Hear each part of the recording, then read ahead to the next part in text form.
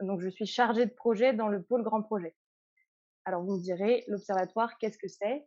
Donc c'est une association et dont le nom complet est finalement Observatoire étudiant des violences sexuelles et sexistes dans l'enseignement supérieur.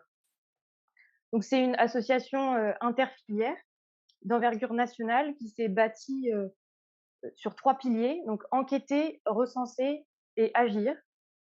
Donc par enquêter, j'entends, notre grande enquête, nationale qu'on a lancée, en début qu'on a sortie en octobre 2020, pardon, qui s'appelle Parole étudiante et qui donne un aperçu assez, global, du paysage de l'enseignement supérieur, au niveau des violences sexuelles et sexistes, avec plus de 10 400 personnes qui ont répondu. Ensuite, recenser, eh bien, par exemple, c'est notre, cartographie que vous pouvez trouver sur notre site internet, qui recense donc toutes les structures, en termes de lutte, de soutien, d'accompagnement juridique et cetera dans, les violences sexuelles et sexistes dans l'enseignement supérieur. Et donc sur notre cartographie, on en est maintenant à plus de 300 structures. Donc si vous avez besoin de ressources, n'hésitez pas à aller le voir. Et finalement, donc notre troisième pilier, c'est l'action, parce qu'une fois qu'on a des données et une connaissance un peu précise des acteurs sur le territoire, eh bien, l'important, c'est de s'implanter intelligemment et de faire du lien entre les acteurs. C'est ce qu'on essaie de faire en proposant des actions aux établissements, aux associations. Donc, ça se propose concrètement avec une table ronde, par exemple, maintenant, ou alors des conférences, des amphis de sensibilisation où on présente les chiffres de notre enquête, on présente des solutions à l'échelle des établissements et aussi à l'échelle étudiante. Parce que notre but, c'est d'informer à la fois le personnel administratif et les étudiants de leurs droits et de leurs devoirs. Donc, l'Observatoire, c'est un peu tout ça. Et ce soir, donc, nous avons la chance d'avoir avec nous pour traiter le sujet du plafond de verre à l'université, donc 3 intervenants et intervenantes que je vais vous présenter. S'ils veulent mettre leur caméra, ils peuvent maintenant ou plus tard. On verra aux questions comme vous le souhaitez. Alors, nous avons Anaëlle Gâteau, qui, après une licence de biologie et de biochimie moléculaire, est entrée en M1, donc cette année est étudiante en M1 microbiologie à l'université de Paris-Saclay. Elle est vice-présidente dans sa vie associative, elle est engagée, elle est vice-présidente de l'AFNEUS, donc l'Association fédérative nationale des étudiants et étudiantes universitaires scientifiques. En fait, l'AFNEUS a un objectif principal, c'est de sensibiliser le public sur la représentation des étudiants et des étudiantes en sciences. Donc elle nous en parlera tout à l'heure. Nous avons aussi avec nous Claudine Herman, qui a été professeure honoraire à l'école polytechnique. 1992, c'était la première femme qui a été nommée au poste de professeur, professeur, donc c'est un peu le plus haut grade en université, par exemple, si vous voulez faire un comparatif. Vous êtes une ancienne élève de l'ENS de jeunes filles, École normale supérieure, et votre domaine de recherche, c'était la physique des solides. Et ce qui vous amène ce soir ici, c'est aussi que votre domaine d'études en parallèle, vous avez décidé d'étudier la situation des femmes scientifiques en Europe à travers un engagement dans une association qui s'appelle Femmes et Sciences, dont vous êtes la fondatrice et la première présidente, ainsi que l'association European Platform of Women Scientists, dont vous êtes également la présidente. Donc, bienvenue parmi nous. Et enfin, nous avons avec nous donc Gilles Jacinto. Vous êtes enseignant-chercheur à l'université de Toulouse 2 dans le domaine de recherche et d'enseignement des arts du spectacle. Donc, vous avez par exemple travaillé sur une thèse, le corps à l'œuvre, présence, représentation et image. Donc, vous enseignez entre autres l'histoire de la danse et l'ingénierie culturelle. Et vous êtes par ailleurs professeur de danse, comédien et performeur. Donc, aujourd'hui, nous nous retrouvons. Merci à vous trois d'être là ce soir, en cette journée du 8 mars. Et avant de commencer à discuter, euh, j'espère que je ne vais pas vous prendre au piège en vous proposant ça, mais nous avons pensé que c'était important, cette journée internationale des droits de la femme, de vous proposer un mini quiz pour savoir si vous saviez à peu près où on en était niveau droit et qu'est-ce qui s'était fait pour en arriver où nous en sommes maintenant. Donc, normalement, vous allez voir apparaître sur vos écrans, c'est un quiz anonyme. C'est vraiment pour faire juste un petit rappel sur le fait que cette acquisition des droits, elle s'est pas faite en une fraction de seconde. Donc vous allez pouvoir, répondre aux questions et puis je ferai juste un petit, bilan, à l'oral, avant de lancer, les questions de la table ronde. Donc n'hésitez pas à répondre, c'est rapide.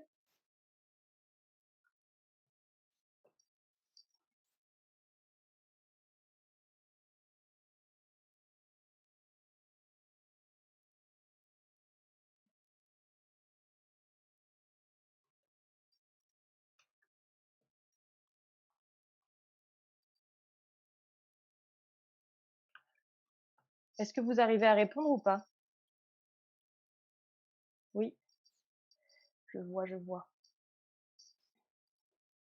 Ah oui, c'est pas noté et il y a pas de cadeau à la clé, mais c'est juste pour, un petit peu d'histoire.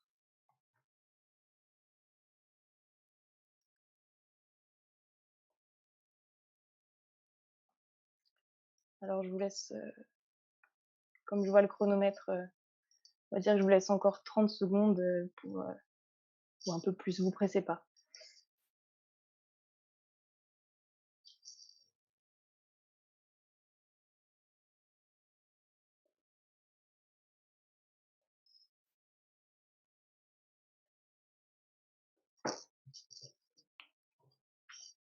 Encore 20 secondes.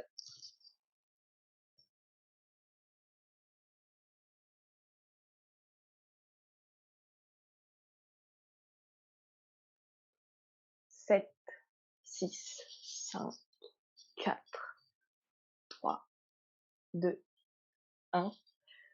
Top. Bon, vous pouvez toujours répondre, mais je vais quand même donner les résultats. Continuez de répondre si vous voulez. Ouais, voilà, bah, c'est bon, c'est terminé. Merci à tous d'avoir participé. Alors, il s'avère que pour la loi relative à l'IVG, et quant à sa date de promulgation, euh, vous êtes, vous êtes 71% à avoir trouvé la bonne réponse, qui était le 17 janvier 1975, grâce à Simone Veil. Ensuite, deuxième question. La loi accordant aux femmes de travailler sans l'accord de leur mari et de pouvoir gérer leurs propres biens, elle est depuis. Donc, vous avez répondu à 63% 1965 et c'était la bonne réponse. Bravo. Donc, c'est quand même assez récent, hein, comme on peut le constater. Alors, le droit de vote, bon, un classique, hein, mais c'est important de réviser ces classiques. Et bien, effectivement, 1944, et vous êtes 86%, donc 30 personnes de pas avoir répondu juste, donc je vous félicite. Et pour les autres, je vous félicite aussi parce qu'on a le droit de se tromper. Oui. Ah, oh mince, oui, j'ai pas partagé les résultats. Je vous partage les résultats. Pardon. Bon, bah, comme ça, vous pourrez voir. Est-ce que vous voyez? Oui. Ah, c'est mieux. C'est plus collaboratif. Très bien. Donc, je continue quand même, hein, d'énumérer. Euh, donc, les Français ont obtenu le droit de vote. Non, ça, on l'a déjà dit. Le statut de chef de famille a été supprimé au Code civil et substitué à la notion de puissance paternelle, celle d'autorité parentale commune au père et à la mère en. Alors là, on obtient 54% pour 1990 et ce n'était pas la bonne réponse, c'est 1970. Donc bon, comme ça, vous le saurez. Cette terminologie a été remplacée il y a plus longtemps que nous pensions. Ensuite, cette fameuse loi qui interdit aux femmes de porter un pantalon. Alors, de quand date son abrogation? Eh bien, la bonne réponse, c'était 2013. Donc, on peut s'insurger. Mais voilà, donc non, la majorité s'était plutôt portée sur 1973. Et bien, il s'avère que c'est bien plus récent que ça. Donc, mesdames, nous avons le droit de porter un pantalon depuis moins de 10 ans. Oui, 2013 à Paris, c'est ça. Bien joué. Alors, un petit point bonus, un peu d'histoire de l'Observatoire. Donc, depuis quand l'Observatoire étudiant des violences sexuelles et sexistes existe dans l'enseignement supérieur existe-t-il? Bien, la majorité des gens ont répondu 49% 2019 et c'était la bonne réponse. Je vous félicite, ça fait 2 ans qu'on existe et j'espère que ça va continuer. Et enfin, une petite transition pour arriver à notre sujet. Donc pour vous, qu'est-ce que c'est que le plafond de verre? Eh bien, à 91 donc 32 personnes, vous avez répondu la difficulté pour les femmes d'accéder aux plus hauts postes. Et effectivement, c'est ce qu'on va voir maintenant, c'était la bonne réponse. Ce n'est pas un procédé architectural et le plafonnement des salaires peut être un fait, corrélaire, mais c'est pas vraiment, directement ça. Voilà, bah, merci à tous d'avoir, joué le jeu en tout cas, je ferme les résultats. Alors, nous allons pouvoir commencer à entrer dans le vif du sujet, donc comme on vient de commencer à l'évoquer, donc sur le plafond de verre à l'université. Alors, je vais vous donner ma définition et puis ensuite nous en discuterons avec vous pour voir si vous avez des choses à rajouter. Alors, donc globalement, le plafond de verre, c'est une réelle difficulté pour les femmes à accéder aux postes supérieurs. Donc l'image, elle est claire, hein, il s'agit d'un obstacle auquel les femmes sont confrontées. Il est invisible, puisqu'il est en verre, et pourtant, il les empêche de progresser en poste. Donc le plafond de verre, c'est cette paroi transparente qui maintient les femmes, malgré leurs compétences, aux échelons inférieurs de la hiérarchie. Donc on a un chiffre pour illustrer cette réalité donc à l'université, puisqu'on va parler du plafond de verre, entre autres, à l'université. Donc obstacle aux carrières des femmes. Donc 24% de femmes sont professeurs à l'université en 2017, d'après le ministère de l'Enseignement supérieur, de la Recherche et de l'Innovation. Donc, Claudine Herman, Gilles Jacinto et Anaëlle Gâteau, est-ce que vous avez une précision ou une envie de définir autrement ce plafond de verre ou pour l'instant ça vous va? Très bien? Ok. Alors, je vais juste terminer avec la contextualisation de cette table ronde parce que c'est important de rappeler pourquoi on fait ça et aussi pourquoi aujourd'hui. Donc, c'était important pour l'Observatoire d'aborder ce sujet aujourd'hui sous forme de table ronde parce que cette thématique, elle est à la croisée de plusieurs enjeux du combat pour l'égalité homme-femme. En fait, en parlant de plafond de verre, on parlera aussi filière d'études et carrière professionnelle.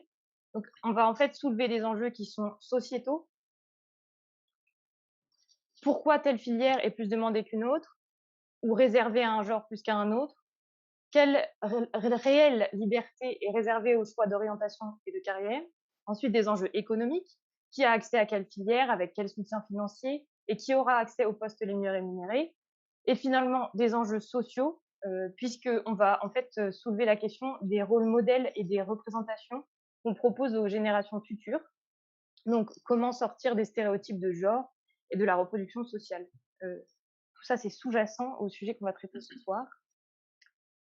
Donc j'avais donc cette thématique du plafond de verre à l'université, elle va être reliée à plusieurs thèmes qui vont nous faire parler des études supérieures et aussi de l'environnement dans lequel on va travailler, donc du monde du travail plus globalement.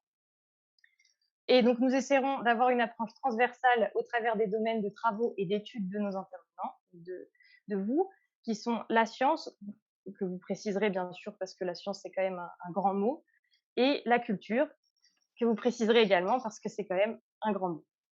Alors, avant de commencer, deux dernières précisions logistiques. Donc, je viens de voir, il y a écrit dans le chat, mais je vous le redis à l'oral, si vous avez des questions, vous pouvez les envoyer à poser vos questions. C'est une personne du chat qui va les récupérer et on les posera à la fin. Juste, n'oubliez pas de préciser à qui vous voulez la poser. Comme ça, on pourra la remettre en contexte. Et aussi, s'il y a des sujets que nous traitons qui vous mettent mal à l'aise, n'hésitez pas à quitter la conférence. Ou si ça réveille des traumatismes, n'hésitez pas à quitter, à fermer votre écran et à en parler à quelqu'un de compétent, parce qu'il ne faut pas rester seul avec ça. Voilà. Alors, nous pouvons donc entrer dans le vif du sujet. Donc, Gilles Jacinto, Claudine Herman et Anaëlle Gâteau. Donc, on commence un peu fort avec cette première question un peu ironique. Les sciences sont-elles faites naturellement pour les hommes et la culture pour les femmes? Alors, pour ceci, des chiffres à l'appui. Donc, 39% de femmes à l'université en sciences entre 2000 et 2001 et 16 ans plus tard, 36% de femmes à l'université, en sciences, d'après le ministère de l'Enseignement supérieur, de la Recherche et de l'Innovation. Et enfin, dans les écoles de la culture, donc par culture, on entend architecture, art plastique, cinéma, patrimoine et spectacle vivant. Sur 102 écoles interrogées, il y avait 60 de femmes d'après le ministère de la Culture. Alors, donc je vais vous poser un peu la question pour qu'on ait une vision un peu globale de ce que ça peut être que cette répartition. Donc, par exemple, je commence, heu, pourquoi existe-t-il une telle disparité dans la répartition des genres dans les filières scientifiques? Donc je peux commencer avec vous, Claudine Hermann, si vous êtes d'accord? Oui, oui, bien sûr, avec plaisir. Bon, alors, dans le transparent que vous nous avez montré, il y avait un mot qui était naturellement. Oui, Alors, voilà. qu'est-ce que ça veut dire? Ça veut dire qu'on est né comme ça, probablement, hein? C'est ça que vous voulez dire, hein? Dès qu'on est né, on sait qu'un petit garçon va faire des sciences et qu'une petite fille va pas faire de sciences. Bon, alors, déjà, cette idée naturelle, il y a des gens qui sont pour et puis des gens qui sont contre. Et puis d'un pays à l'autre, ça change, hein. Par exemple, vous voyez, en mathématiques, en France, il y a pas beaucoup de femmes, à peu près 20, parce qu'on considère que c'est pas une discipline pour les femmes.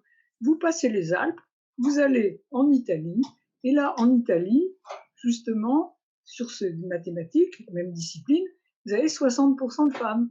Alors, c'est assez difficile de croire que de passer les Alpes, ça va vous changer la forme du cerveau, hein. Donc, l'argument biologique ou naturel, il est pas valable et en fait, c'est des effets culturels, sociaux, multiples et compliqués. Parce que le problème que vous traitez aujourd'hui, il y a 20 ans, avec mes cheveux blancs, je peux vous le dire, il y a 20 ans, on le traitait déjà et on n'a pas trouvé la réponse parce que c'est un mélange de causes qui fait que c'est complexe et qu'il n'y a pas qu'une chose à changer pour changer cette situation. Voilà, je serai peut-être pas plus précise pour l'instant et je pense que ça serait intéressant d'avoir le point de vue de l'autre côté, du point de vue de la culture, Heu, où Gilles, il est certainement aussi minoritaire que je l'étais quand je travaillais.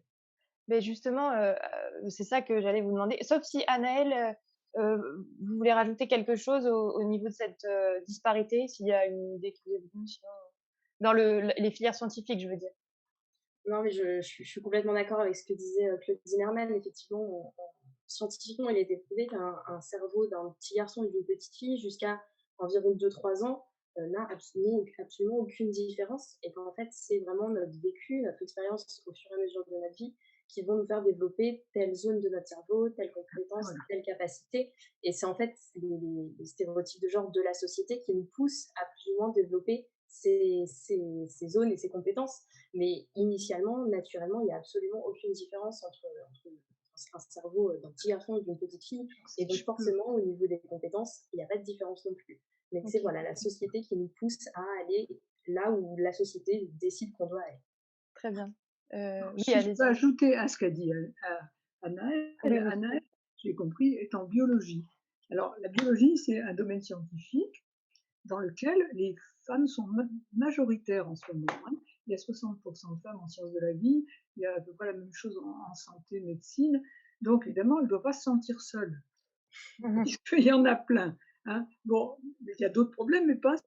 mais pas le manque de femmes dans cette discipline. Maintenant, le fait que les jeunes femmes ont tendance à aller beaucoup en biologie et pas tellement en physique, et encore moins en informatique, ça fait partie des idées qu'on leur a mis dans leur petite tête depuis qu'elles sont petites. Et quand elles choisissent avec personne un revolver dans le dos, en train de leur dire de choisir ça ou pas, mais elles ont été imprégnées par un certain nombre de faits socioculturels, enfin je ne sais pas comment il faut les qualifier, qui font que si elles choisissent une chose un peu extraordinaire, pas comme les copains et comme les copines, elles se sentent un peu à part, quoi, hein. Ouais. Non, Donc mais il faut je avoir beaucoup de. Oui, mais oui, je tout vous à laisse. fait. Mais c'est pour ça que non, non, mais c'est difficile avec le visio, on va réussir à se couper la parole, mais en haché, enfin bon, on va s'adapter. En tout cas, je suis contente qu'on commence par le mot naturellement parce que, c'est important de rappeler, au départ d'une conférence comme celle d'une table ronde comme celle qu'on fait que ce mot est porteur d'idées fausses, on va dire. Alors Gilles Jacinto, si vous êtes d'accord pour, rebondir avec, le domaine, de la culture plus largement. Ah, Jacqueline, est-ce que vous Micro. pouvez, remettre le micro de Gilles Jacinto, s'il vous plaît? Hem, ah voilà. Yes, ça y est. C'est bon, on m'entend? Oui. Bonjour à toutes et à tous les, participantes et participants. Juste avant de parler, je voudrais remercier, les organisatrices de cet événement et vous remercier pour votre invitation, la qualité de tout le travail que vous avez fait jusqu'à maintenant et de m'avoir invité. Alors je suis content de voir que mon micro était coupé. C'est un bon moyen d'éviter les mansplaining et du coup, je vais être le dernier à prendre la parole pour, pour le démarrage. Effectivement, alors c'est un tableau qui est assez intéressant. Moi, la première chose qui me frappe, c'est d'un côté la question des sciences et de l'autre côté la question de la culture, sachant que ben il y a une il y a déjà une séparation en fait entre justement la science a priori du côté du masculin et privilège des hommes et du coup l'art, la culture et d'autres choses comme ça où il y a effectivement plus de personnes assignées femmes représentées et qui, et qui du coup n'est pas appelée science. Or, il y a en fait des sciences de l'art, nous et du coup, ce sont des femmes scientifiques, aussi au même titre que les hommes, je sais pas, biologistes ou physiciens, déjà pour préciser. Après, effectivement, en termes de témoignages personnels, moi j'appartiens à un département, où l'équipe art du spectacle est 100 féminine. Donc moi je suis associé, hein, à mi-temps, donc je suis pas titulaire, donc c'est, uniquement des titulaires femmes, une directrice du FR aussi femme, une présidence d'université aussi femme, c'est Toulouse Le Mirail. Donc une expérience où effectivement il y a à la fois un accès aux femmes à certains postes, notamment professeurs. Mais après, je m'interrogeais aussi par rapport à ce pourcentage de professeurs par rapport au grade. Dans le détail, c'est intéressant d'observer aussi dans les facs les personnes qui atteignent aussi des positions de pouvoir. Parce qu'il peut y avoir, par exemple, 10 femmes professeurs en termes de statut, mais constater qu'après, les fonctions administratives de pouvoir, qui ne sont pas forcément statutaires, peuvent être majoritairement occupées par des hommes. OK. Voilà. Non, mais très bien. Non, mais c'est important ce parallèle et puisque vous êtes, tous les 3 experts dans votre domaine, d'une certaine manière, enfin pas experts, mais en tout cas vous avez fait l'expérience d'un domaine particulier, c'est très intéressant de mettre les choses en parallèle. Alors, on va pouvoir passer à la partie suivante, maintenant qu'on a un aperçu un peu plus, précis, hem, de ce que c'est que cette, disparité dans la disparition des genres, parce que y a voilà, donc on peut parler du plafond de verre, mais on peut se demander aussi s'il n'y a pas une forme d'autocensure parfois dans l'accès à certaines choses. Alors moi, je voulais commencer par, discuter de l'accès aux formations, mais après on pourra parler aussi des hauts postes. Mais pour commencer un peu en termes d'études, alors est-ce que selon vous, il y a une forme de discrimination en fonction du genre dans l'accès aux formations? Et si oui, par quoi s'exprime-t-elle et comment? Donc, je me disais peut-être Anaëlle Gâteau, si vous voulez commencer. Voilà. Alors, je pense pas qu'il y ait une discrimination dans le sens où en 2021, du moins, une jeune fille qui va postuler à une formation scientifique qui sera pas forcément refusée puisque c'est une femme. Ça va plus se jouer au dossier ou ce genre de choses. Mais je pense qu'effectivement, il y a cette autocensure dans le sens où, depuis petite, les femmes ne sont pas poussées à aller vers la science et donc elles-mêmes vont se mettre les barrières en se disant bah, non, ce n'est pas fait pour moi et donc non, je ne vais pas aller dans ces filières-là. Et on voit un phénomène aussi qui ressort beaucoup au niveau de la formation en fait, des professionnels de l'enseignement, que ce soit dans les écoles, les collèges ou les lycées, qui eux-mêmes en fait n'ont pas les clés pour pousser les jeunes filles vers la science et eux-mêmes n'ont pas forcément les bonnes formations pour arriver à lutter un petit peu contre ces stéréotypes de genre et pousser les jeunes filles vers ce qu'elles veulent vraiment faire. Et on a vu une étude qui a montré que par exemple, au niveau des appréciations sur les bulletins scolaires, on va voir, puisque ce qui est reconnu chez les plus jeunes, c'est que au collège, école, collège et lycée, les filles ont tendance à plus travailler que les garçons. Donc, du coup, on peut se demander pourquoi finalement elles ne pourraient pas aller vers les filières qui paraissent plus compliquées ou pas. Et en fait, on voit un phénomène qui fait que sur les appréciations, sur les bulletins, on va avoir Tout ce qui est pour les filles, ça va être, voilà, travaille bien, fait de son mieux, et cetera. Alors que pour les garçons, ça va être peut mieux faire, peut aller plus loin. Et en fait, indirectement, quand on y est, on a l'impression qu'on encourage plus les filles, alors que justement, on encourage les garçons à se dépasser, puisqu'on considère qu'une fille, si elle a ces résultats-là, c'est que, étant donné qu'une fille travaille, elle ne pourra pas aller plus loin. Alors qu'un garçon peut forcément mieux faire, puisque c'est un garçon. Et donc, en fait, dès les plus jeunes âges, on les formate à savoir si oui ou non ils peuvent aller plus loin dans leurs capacités. Et donc, on leur met ces barrières. Et c'est pour ça que les filles se dirigent beaucoup moins ensuite vers les formations scientifiques. D'accord. Mais je vous vois hocher la tête, Claudine Hermann. Vous voulez peut-être, rebondir là-dessus? Oui, oui, bah, je suis complètement d'accord avec ce que dit Anna. Il y a des gens qui ont un peu étudié ce qui est écrit sur les bulletins scolaires peut mieux faire, ça veut dire a du potentiel, donc n'a pas usé tout son potentiel, par conséquent, ira plus facilement dans des filières difficiles. Et travail sérieux, ça veut dire on ne peut pas aller plus loin. C'est ça, hein, Mmh. c'est ça que vous dites, Naël. Et donc ça, c'est factuel, hein, c'est vrai. Alors après, dans le système scolaire français, le but, c'est de pousser les meilleurs élèves vers les études scientifiques. Et il y a certaines personnes qui doivent se bagarrer pour aller faire autre chose que des sciences s'ils sont bons en classe. Euh, je vais profiter de ce que j'ai la parole pour mettre un peu la perturbation, parce que tout à l'heure vous avez parlé de culture, mais nous les scientifiques, on considère qu'il existe aussi une culture scientifique. Les deux mots ensemble, hein. Et par exemple, les musées de sciences, comme le Palais de la Découverte à Paris ou beaucoup dans d'autres villes de province, sont des lieux de culture scientifique. C'est-à-dire qu'on ne peut pas opposer les deux. Et d'ailleurs, vous avez dit qu'il y a de la science dans ce que vous faites. Donc, il y a effectivement une première approche qui est très antagoniste, mais en réalité, quand on réfléchit, il y a un peu les deux en même temps, hein, de chaque côté. Voilà, je n'en dirai pas plus. Non, mais c'est très intéressant, Ah si, et juste ah! sur ce que dit Anaël, c'est que en fait, il y a des personnes qui veulent faire le bien des gens malgré eux. Par exemple, quand une fille dit: «Ah, je voudrais faire, de la mécanique», on lui dit: «Ah ma pauvre fille, tu seras pas bien parce que tu seras toute seule là-bas». Et je suppose que quand un petit garçon dit: «Je voudrais aller faire de la danse», on lui dit: «Non, non, c'est pas bien pour toi». Alors comment sait-on? Comment les adultes qui conseillent peuvent-ils avoir un avis autorisé pour dire des choses comme ça? Bah, peut-être, C'est pas par Gilles? méchanceté, hein, c'est pas par méchanceté, c'est parce qu'ils croient que les jeunes qui vont choisir des choses hors normes auront la vie difficile. Mais bon, comment le savent-ils?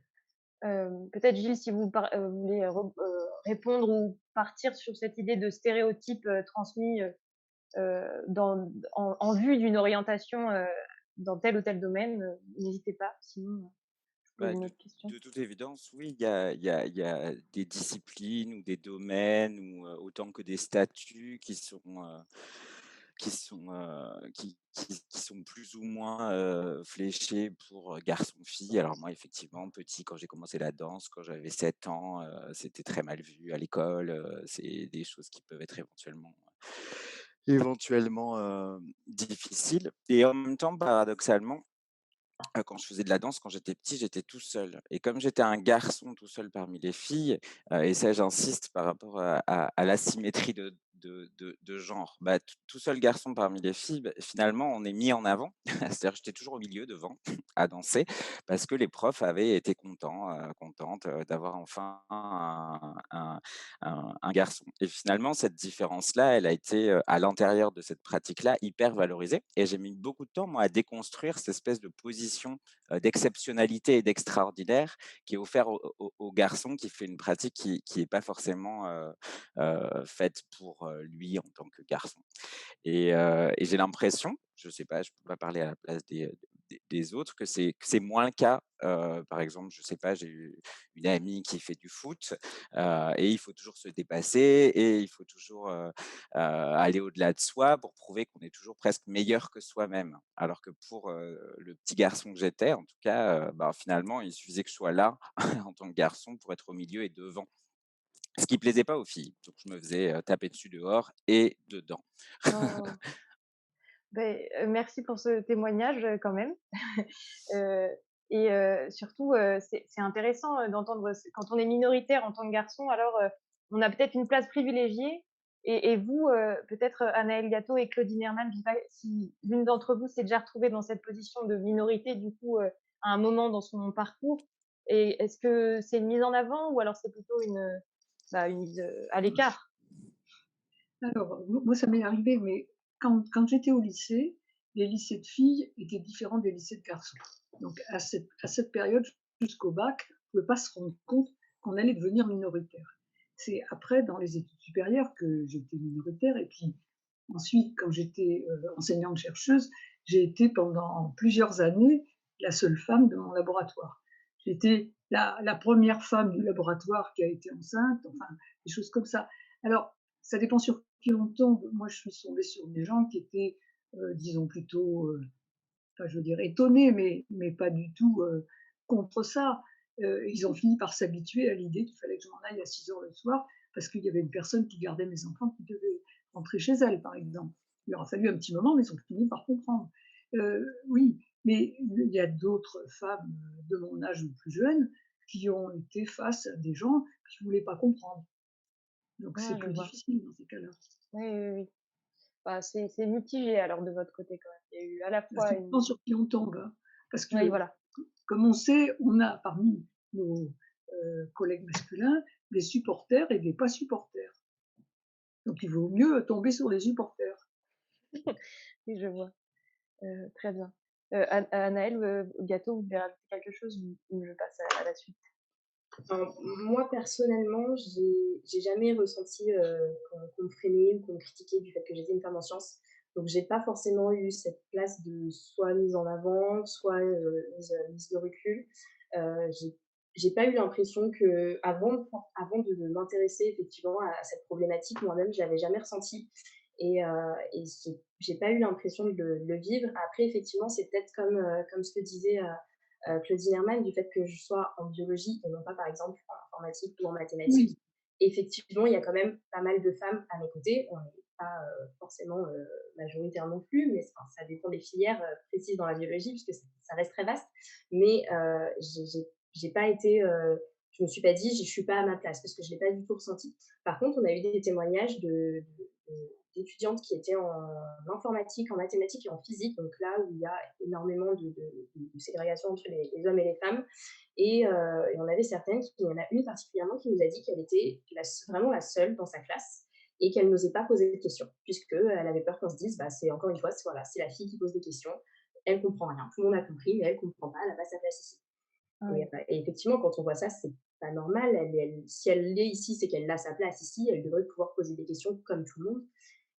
Et c'est à ce niveau-là qu'il faut agir. Mais c'est vrai que moi, personnellement, je ne l'ai jamais ressenti. mais dans la deuxième partie de notre discussion là, on va parler des carrières et vous allez voir qu'en biologie, c'est pas une vallée de roses, hein. Mais tant que vous êtes étudiante, tout va bien.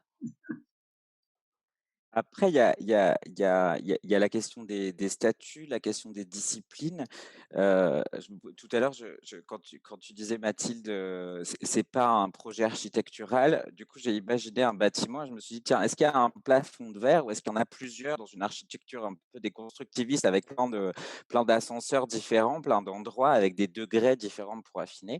Et je me demandais aussi on parle d'enseignement supérieur en général, mais il y a aussi quel type d'école dans la question des accès et dans la question des représentations.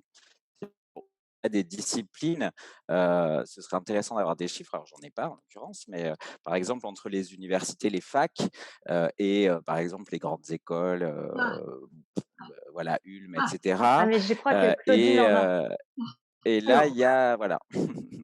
Mais alors en en tout cas, fait, c'est attendez, je me bonne permets juste de question. rebondir. Parce que, effectivement, on va aborder juste après, cette idée de plafond de verre à 2 étages, quoi. Comme si c'était, un bah, voilà, il y a 2 paliers, quoi, que ce soit au niveau des études supérieures et aussi, dans la carrière. Et je tenais à dire, une chose, enfin, c'est pas moi qui suis censée intervenir, mais en tout cas dans cette idée de plafond de verre et j'aimerais bien qu'on peut-être on en rediscute au fur et à mesure, c'est cette idée de passivité. Enfin, un plafond, ça c'est là comme si ça n'avait aucune action enfin, ça ne fait rien un plafond. Alors qu'en fait, il doit quand même y avoir des actions volontaires quelque part pour que ce plafond existe. Mais voilà, donc Ça, c'est intéressant, c'est ce qui ouvre les rapports de pouvoir et le politique, quoi. C'est Oui, qui est l'ennemi? oui, mais bon, on va peut-être pas rentrer directement dans le politique, mais allez-y Claudine, je vais vous laisser la Oui, oui, parole. J'espère pour que répondre à si, la moi. question précise. La différence entre les universités et les grandes écoles, eh ben, pour une discipline donnée, il y en a pas. Ah, C'est-à-dire, si vous prenez les mathématiques, eh ben, il y en a très peu dans les grandes écoles et il y en a très peu à l'université. Vous prenez la biologie, les filles sont minoritaires des 2 côtés. Donc c'est pas que le système soit sélectif ou pas sélectif qui change le pourcentage, c'est la matière elle-même, donc c'est l'effet de société, enfin je ne sais pas comment vous voulez l'appeler, hein. Donc la compétitivité ne joue pas. Et par exemple, en médecine, où c'est extrêmement compétitif, pour passer le cap de la première année, hein, l'examen concours, c'est plein de filles. Donc, c'est pas ça qui les retient. Et en d'accord, fait, les chiffres sont très voisins. d'accord, je pensais pas. Oui, En tout cas, dans la formation artistique, entre les Ça, c'est autre différents chose. types d'écoles, il y a des nuances, par contre. Donc Ouais. voilà, j'avais pas d'idée sur Mhm. les différences entre facs, grandes écoles, mais dans les formations artistiques, oui. au niveau Ah. privé et public, c'est ça? C'est pas forcément privé, public, mais c'est aussi des questions de renommée ou de voilà, plein de choses. D'accord, très bien. Et Mathilde, tu parles beaucoup du genre. Est-ce que ce serait pas intéressant de définir le concept?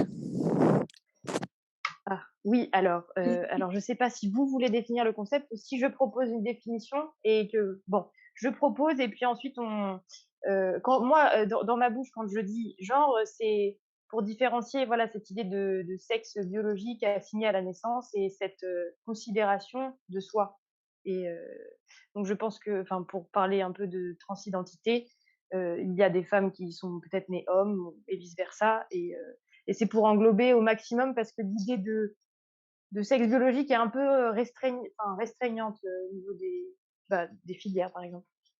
Voilà. Oui, n'hésitez pas à rebondir. Dans le mot genre, il y a tout un contenu social, ce qu'on attend d'une femme. Une femme, ça pleure, un garçon, ça pleure pas. Ce genre de choses qui, qui est imprimé sur les gens. Et alors, il peut y avoir des femmes qui n'ont pas ces choses imprimées sur elles. Mais c'est plutôt la société qui va donner une société donnée à un instant donné, va donner un certain nombre de codes qui définiront comment doit être une femme et comment doit être un homme. Comment vous voyez ça, vous, Gilles? Bah, moi, ça fait partie de mes spécialités, donc j'ai lu des tas de choses Justement, là-dessus. alors, Donc, je pense il y a plusieurs définitions. Pour moi, la définition du genre, avant d'être une distinction du sexe, déjà la définition du genre, elle est fondée sur une différenciation sexe-genre, comme vous le disiez, mais aussi et surtout sexe-genre et sexualité, historiquement. C'est que c'est aussi relié aux questions des homosexualités, et cetera, et cetera. Et le genre, du coup, pas les genres, le masculin, le féminin. Le genre dans les études de genre, c'est envisager justement cette binarité ou cette bipartition comme un système politique. Et comme dit Wittig, hein, c'est un système politique qui a vocation à justifier l'infériorisation des femmes.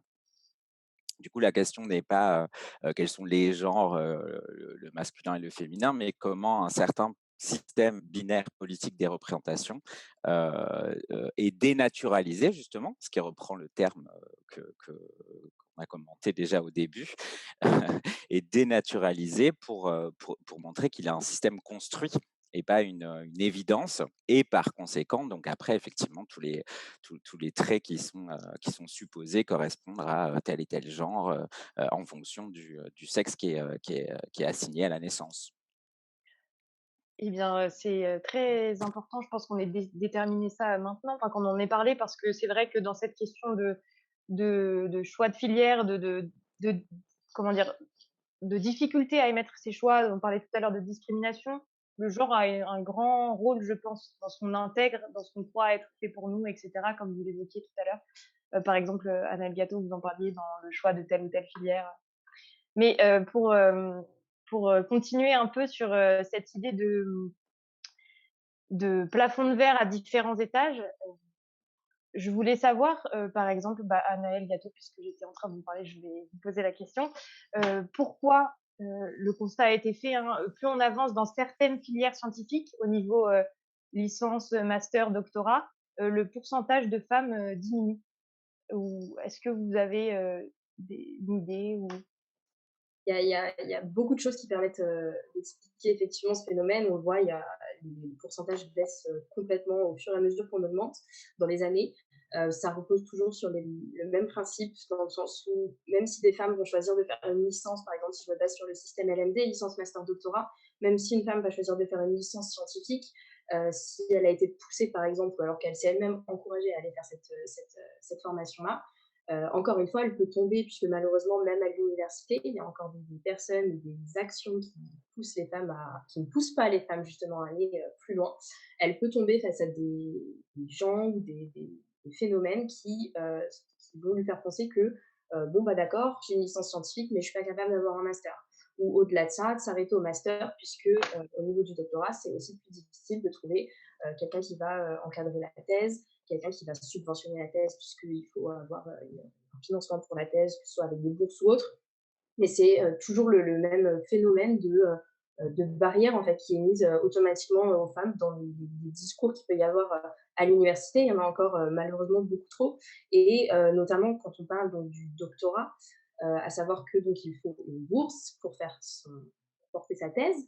Et beaucoup d'encadrants, de personnes qui subventionnent ou qui décident à qui vont aller les bourses, etc., sont en fait des hommes. Donc forcément, il y a un biais à ce niveau-là et automatiquement, les hommes sont plus sélectionnés et donc il y a une difficulté supplémentaire pour les femmes à ce niveau-là. d'accord, donc finalement la recherche est plus menée par des hommes au final que par des femmes, c'est ça? Au niveau des thèses? La recherche scientifique, encore, oui, Ouais, OK. trop menée par des hommes par rapport aux Mmh. Moi, Oui, au niveau du doctorat, effectivement, il y a un déséquilibre, mais il n'est pas énorme. Ce qu'il y a, c'est que, en fait, un doctorat, on est plus âgé que quand on commence à l'université. Et à ces âges-là, d'abord, il y a des gens qui hésitent à rester à la charge de la famille si longtemps. Et puis souvent, les gens sont en couple et ça devient compliqué parce qu'il y en a 2 qui choisissent des choses différentes et il peut y en avoir une des 2 qui, laisse l'autre choisir avant. Et donc ça crée des situations compliquées. Et puis mmh. on a fini par savoir que dans la recherche académique, il y avait pas beaucoup de place, que pour y entrer, il fallait faire des stages à l'étranger à répétition et tout le monde n'a pas envie de faire ça. Ouais, je veux dire, les jeunes femmes sont encore plus contraintes si elles sont en couple. C'est Oui, c'est de la oui, je vois. part c'est de la part des gens qui les embauchent, mais c'est aussi de la part des conditions extérieures qui sont pas très humaines qu'on a actuellement pour entrer dans la recherche. Moi, j'ai commencé il y a très, très longtemps. À cette époque-là, il y avait des postes et on nous obligeait pas à nous balader comme ça. Donc j'ai eu des enfants à un âge raisonnable, parce que ça fait partie aussi du problème. Il y a la carrière et puis il y a une chose qui s'appelle l'horloge biologique qui dit qu'à partir d'un certain âge, on a un mal de chien à faire des gosses et donc on met tout ça en balance et on choisit, comme on peut. Vous voyez? Mais c'est beaucoup plus difficile maintenant que ça l'était de mon temps. Non, non, mais bah, peut-être qu'on peut profiter de la présence de Gilles qui est aussi chercheur pour peut-être, faire un point sur ce que c'est la recherche, actuellement, juste Ah oui, lui il est enfin, dedans, donc il va nous oui, dire. Un point sur quoi? Sur la sur, recherche actuellement, c'est non vague. pas oui, c'est vrai que c'est très vague, sur, l'état, de la répartition homme-femme et si effectivement les conditions de recherche sont aujourd'hui plus difficiles, si vous les voyez se dégrader, comme disait, Claudine, Enfin au moins pour entrer dans la recherche, ouais. c'est très D'une difficile. manière générale, dans tous les cas, oui, les conditions de la recherche en ce moment ont plutôt tendance à se dégrader. Déjà de manière générale. Ensuite Pour sur tout le le monde. sur la question de la sélection, dans en tout cas, contrairement, j'en sais rien d'ailleurs, mais particulièrement en sciences humaines et particulièrement en art à l'intérieur des sciences humaines, des thèses financées, il y en a quasiment pas. J'entendais Anaël tout à l'heure qui disait: «Il faut trouver un financement» et cetera. Enfin, moi, je fais une thèse, sans financement, par exemple et donc on se débrouille un petit peu Ça pour veut dire que financer. vous travaillez à côté. Oui, depuis le démarrage. Du coup, je suis Oui, en c'est ça, vous 7e avez année de thèse. un gagne-pain quand même quelque part, hein, à votre âge. Après, il y a quelque chose aussi de peut-être un peu spécifique au milieu artistique, mais c'est celui que je connais, heu, c'est aussi après derrière dans la professionnalisation. C'est-à-dire qu'on est dans une discipline où il y a une majorité écrasante, de femmes, surtout en danse, mais en théâtre aussi. Pour finalement, un système, c'est-à-dire si on compare avec les chiffres du milieu artistique et culturel français aujourd'hui, alors j'ai pas les chiffres exacts, mais c'est vraiment ahurissant. Je peux aller les chercher s'il y a besoin et les donner tout à l'heure, mais les postes de direction, de metteur en scène, de chorégraphe, Aisée. sont dans des pourcentages absolument écrasants, oui, tu les as sans doute, Mathilde, absolument écrasants dans les domaines artistiques, alors particulièrement dans la musique, dans le théâtre aussi, un petit peu moins en danse, mais si on prend au prorata des personnes qui émettent un désir de faire ce métier-là, c'est absolument, dérisoire la présence des femmes et souvent même, si on va dans le détail, le nombre de représentations par spectacle créé par une femme qui est programmée est moins élevé que celui, fabriqué par un homme, par exemple. C'est-à-dire avec des effets pervers à chaque échelle, quoi. Ah oui, Donc finalement, en master, chez nous, on a voilà, il y a pas moins de femmes qui s'inscrivent, en doctorat non plus, mais parfois ça peut être aussi signe c'est-à-dire, je sais pas, hein, mais signe aussi on se professionnalise moins vite et c'est moins facile de se professionnaliser, donc les études longues, peuvent être aussi, favorisées. d'accord. Très bien, mais puisque vous avez commencé à évoquer, cette difficulté à accéder aux postes de direction, on peut passer, à ce gros morceau du plafond de verre dans le monde du travail, si vous êtes d'accord. Juste pour rebondir, sur, cette idée de difficulté à accéder aux postes, là, j'avais les chiffres dont vous parlez, donc on constate aujourd'hui en France, enfin cette étude date de 2015, donc elle a peut-être un peu vieilli, mais quand même elle est probante. Donc il y a 0 femme à la tête des théâtres nationaux. Seulement 14 d'entre elles, dirigent des centres chorégraphiques nationaux, alors que vous disiez qu'effectivement la profession est majoritairement féminine, donc c'est assez incroyable. Et un autre chiffre, intéressant, c'est que seuls 8 des entreprises culturelles sont dirigées par des femmes, en tout, alors qu'il y avait 60 d'étudiantes, on l'a vu tout à l'heure. Donc voilà, c'est assez incroyable. Mais bon, Merci pour les détails. de rien, c'est mon prof qui m'a passé ça. Hem, Mais qui est-ce? mais c'est vous, bon, alors j'en profite pour du coup, faire le parallèle avec, le plafond de verre dans les métiers, j'imagine, des sciences, donc peut-être, je alors je sais pas par qui commencer. Qui veut, peut-être, bon, bah, Anaël, Vas-y, je peux ah, vous donner ah, quelques chiffres. allez-y, Alors, allez-y alors. alors voilà, donc vous avez des disciplines où il y a très peu de femmes, en mathématiques ou en physique par exemple, Mmh. et où elles avancent correctement. Hein, c'est-à-dire que le pourcentage de femmes maîtres de conférences ressemble au pourcentage de femmes profs. C'est-à-dire on ne peut pas les faire passer plus profs parce qu'elles ne sont pas là. Donc là, ça va très bien. Mais en revanche, en biologie, eh ben, c'est pas du tout comme ça. C'est-à-dire que il y a à peu près la moitié de femmes et d'hommes maîtres de conférences, mais du côté des professeurs, c'est 25%. C'est-à-dire que c'est 2 fois plus dur d'avancer en biologie qu'en qu'en maths ou qu'en Mmh. physique. Et c'est D'accord. pire à l'université qu'au CNRS. Alors, une des raisons, probablement, c'est qu'à l'université, on recrute un poste à la fois. L'université de, je dis n'importe quoi, de Clermont-Ferrand ouvre un poste et auditionne des candidats et des candidates et choisit une personne. Le CNRS, il a des commissions qui sont convoquées sur une discipline n'importe quoi et ils vont choisir 6 personnes. Alors, c'est plus facile quand on a plusieurs postes de dire ah, il ne peut pas y avoir que des hommes, mettons quelques femmes, qu'un seul poste isolé où ils choisissent avec leurs critères d'excellence à définir, bien sûr, excellence. Et alors, du coup, ça fait passer plus d'hommes. D'accord. Donc, tant qu'il n'y a pas confrontation des personnes qui ont été sélectionnées à différents endroits, on ne s'en rend même pas compte. D'accord, OK. OK, je vois, je comprends. Bah, peut-être, Anaëlle, ça vous a évoqué quelque chose, d'entendre ça? Je sais pas, par rapport à votre Oui, association, par exemple? si je peux rebondir effectivement et sur les chiffres que donnait, Claudine Herman, c'est vrai que, bon, sur les chiffres de 2018, ça a peut-être un petit peu augmenté depuis, mais donc dans le personnel d'enseignement à l'université, toutes filières confondues, il y a que 38 de femmes. Donc déjà, toutes filières confondues, c'est très faible et quand on regarde, dans les sciences, au niveau des enseignantes-chercheuses, on n'a que 33 de femmes et au niveau des professeurs, donc qui est le grade le plus important à l'université, on n'a que 26 de femmes. Donc on Chaque fois, devrait ça baisse. doubler, c'est ça, on devrait vraiment doubler ce chiffre pour arriver à la parité, donc on en est vraiment encore très, très loin. On n'est pas Voilà. relativement proche de l'atteindre. Je pense que si on continue comme ça, il faudrait, je n'ai pas les chiffres, mais il faudrait des années pour arriver à la Ah parité oui, et oui, alors il y a une pente, hein. En fait, en mathématiques, ça diminue, ça rétrograde. Alors ça, c'est pas bien du tout, mais dans les autres disciplines, ça augmente. Mais si vous regardez l'augmentation et que vous voulez arriver à la parité, ça se passe en 2150 ou quelque chose comme ça. Donc, comme nous, on a envie de notre vivant de voir des choses positives et pas des petits rien du tout, c'est pour ça qu'il y a des gens qui militent. Eh bah, oui, j'entends, c'est-à-dire que vous constatez, en fait, qu'au fur et à mesure des années, la progression n'est pas du tout encourageante, quoi. Ça progresse à Mais c'est toujours la même, mais pas grand-chose. un iota. OK, je vois. Très bien. Mais, bah, c'est important que qu'on continue à militer, effectivement. Oui, Gilles, vous vouliez dire quelque chose? Non?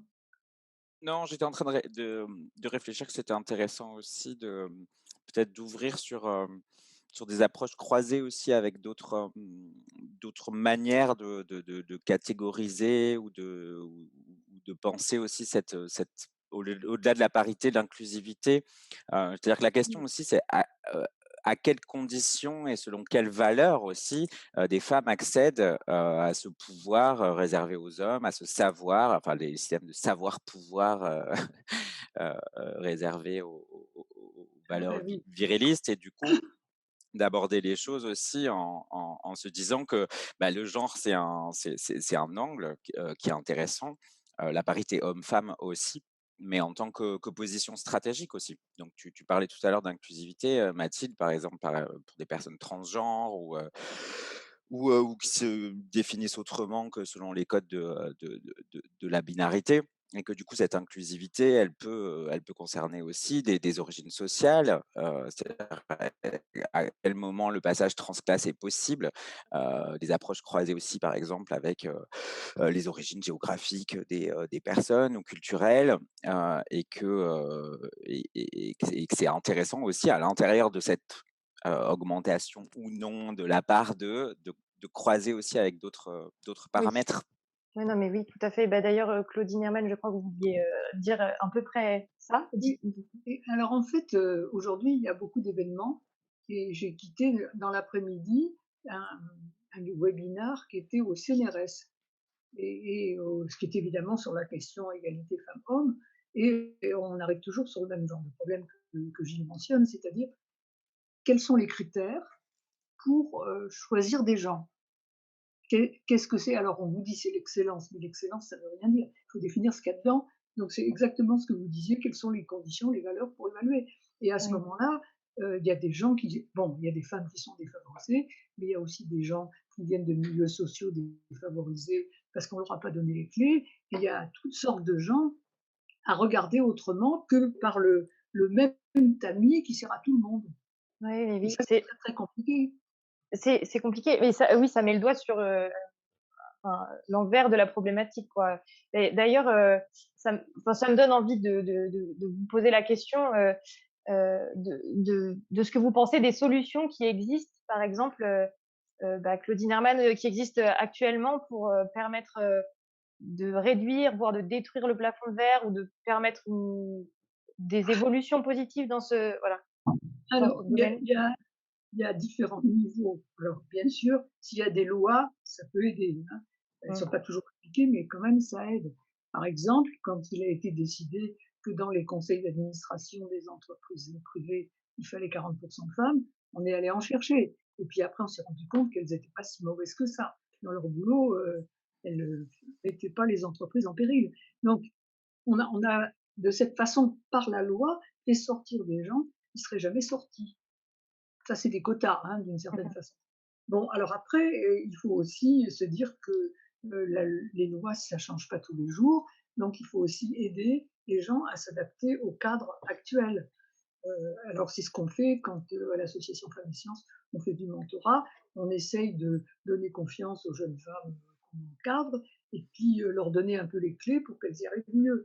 Donc il y a les 2 à la fois, hein. Je veux dire, il y a des gens qui ont envie de faire la révolution, très, très bien, il le faut aussi, mais c'est pas toujours efficace du premier coup, donc il faut aussi, il n'y a pas une solution, sinon le problème serait terminé.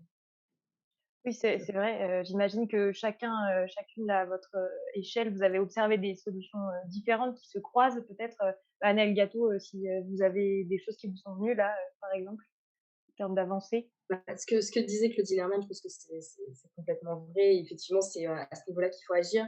Je pense que, voilà, créer des lois, c'est bien, maintenant les appliquer, c'est mieux. Il y a des quotas qui ont effectivement, été créés, qui sont pas forcément mis en place. Déjà, à ce niveau-là, il faudrait agir un petit peu plus Non. et puis effectivement, dans tout ce qui est, comité de recrutement et cetera, il faudrait agir puisque vous parliez donc des critères, pour accéder aux postes supérieurs.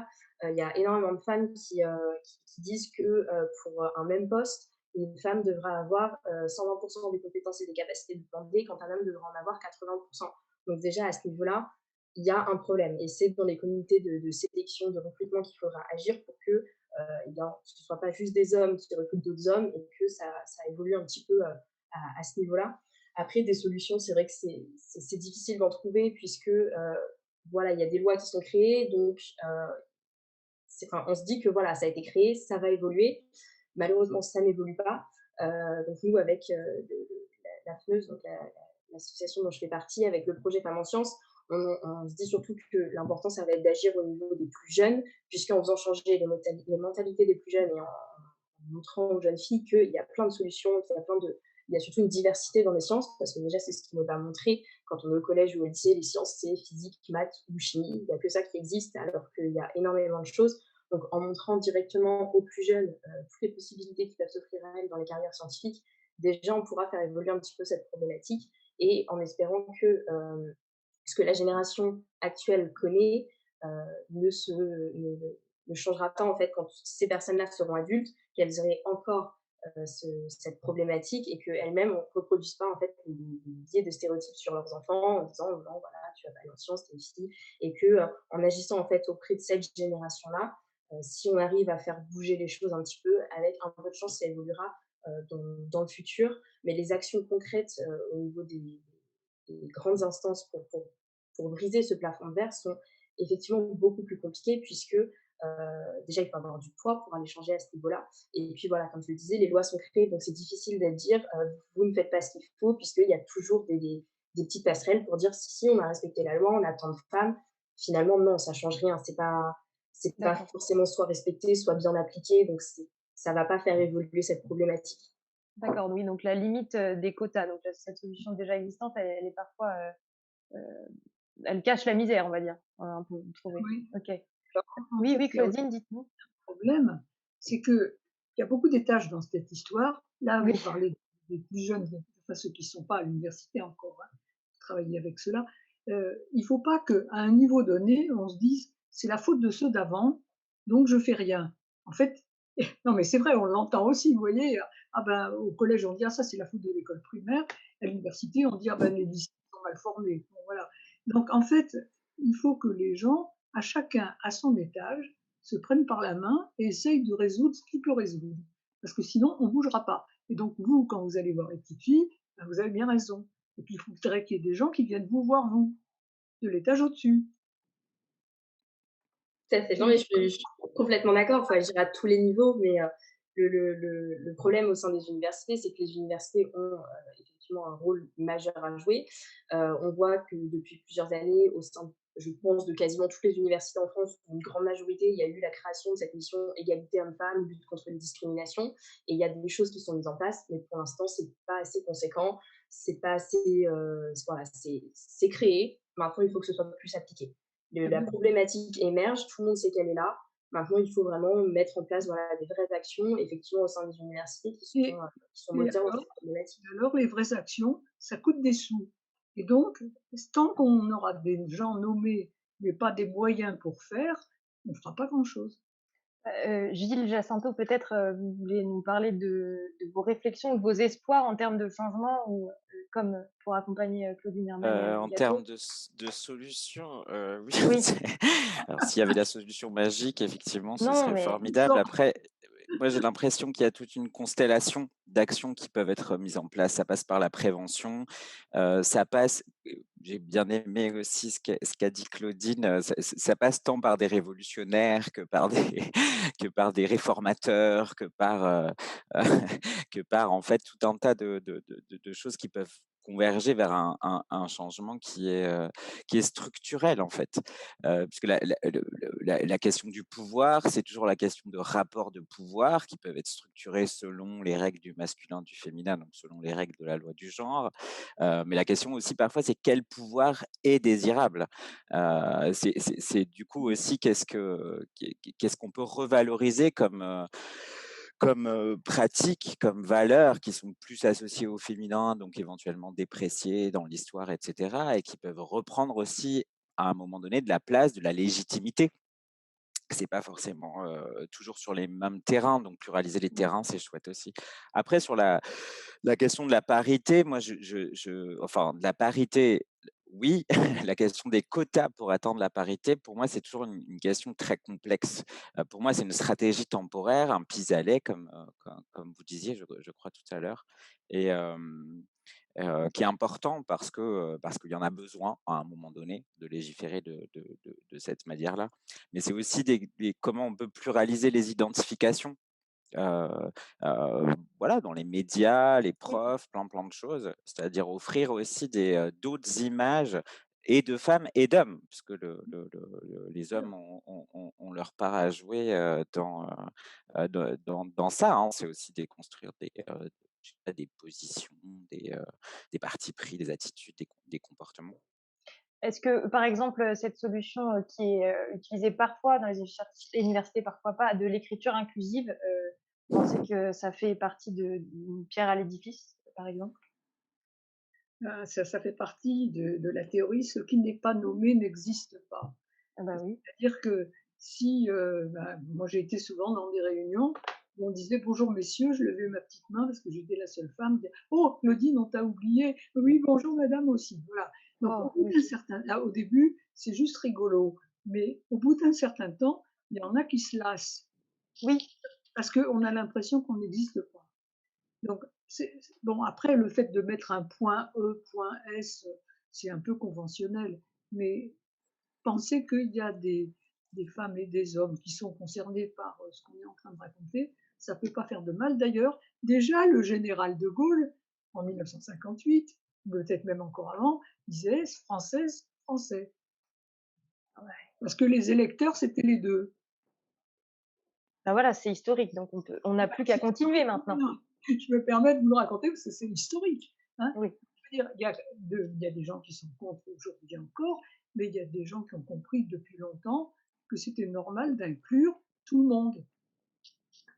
Oui, non, mais je vais retenir, ce qui n'est pas nommé n'existe pas, parce que je pense Oui, que oui. ça pourrait parler à beaucoup. Si je peux me Alors permettre de oui, vas-y, réagir, allez-y. effectivement, par rapport à l'écriture inclusive, je pense que c'est alors ça peut paraître bête et il y a des personnes qui pensent que c'est pas avec ce genre de choses qu'on fera évoluer les choses, mais déjà, c'est toutes les petites actions mises bout à bout qui feront évoluer les choses et donc effectivement, c'est vraiment juste penser à l'inclusion de tout le monde, donc c'est très important et effectivement, ça, si on regarde cette règle de, quand on parle de quelque chose, donc règle de grammaire, de vocabulaire basique, quand on parle de quelque chose, d'un groupe, il peut y avoir 100 femmes. S'il y a un homme dans le groupe, il faudra le mettre au masculin. C'est une règle qui est enseignée, ça doit être CP, je pense. Donc c'est la première chose, une des premières choses qu'on nous apprend dans la vie, c'est que l'homme est au-dessus.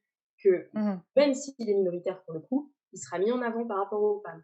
Donc déjà, effectivement, on en revient à cette problématique de société qui veut vraiment placer l'homme en avant et dès le plus jeune âge, puisque c'est une des premières règles qu'on nous apprend à l'école. Oui, oui, non, mais c'est vrai que c'est ça ronge le cerveau, ce genre de petites phrases de grammaire, quoi. Donc, ce serait bien de penser à une autre manière de transmettre, l'écriture.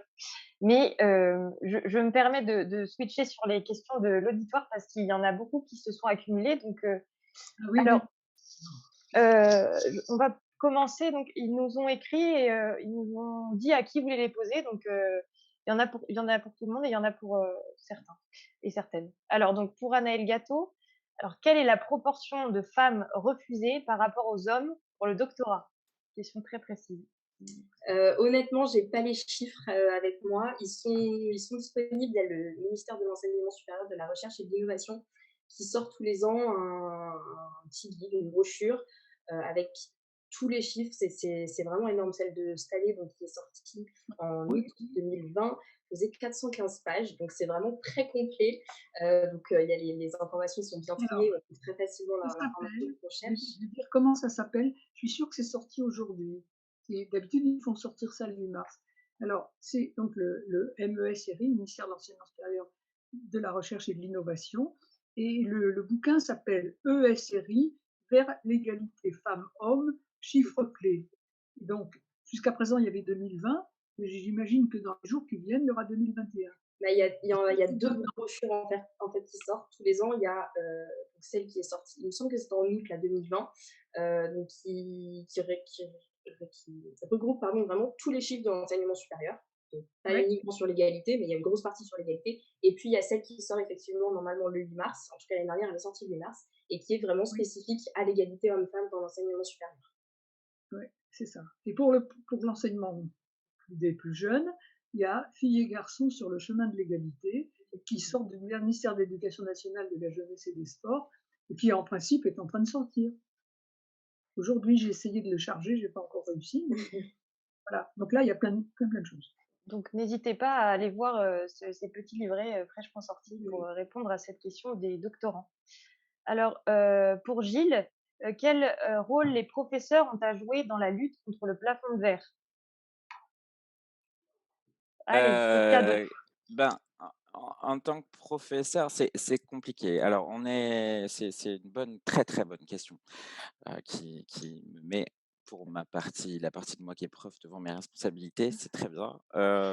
Qu'est-ce qu'on a à faire? Je pense qu'il y a, heu, d'abord évidemment, il y a des choses de base qui sont de l'ordre de la manière qu'on a de se comporter avec les uns, avec les autres, d'être le plus équitable possible. Alors moi, je préfère, le terme équité à égalité parce que je pense qu'on est toutes et tous différents, donc on mérite toutes et tous des attentions variées, en tout cas dans la relation pédagogique.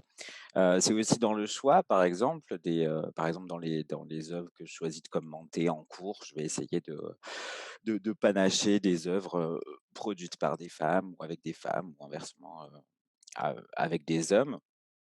Hem, je pense aussi que c'est, favoriser au maximum une pluralité dans cette idée de pluralisation, d'identification, une pluralité de profs aussi.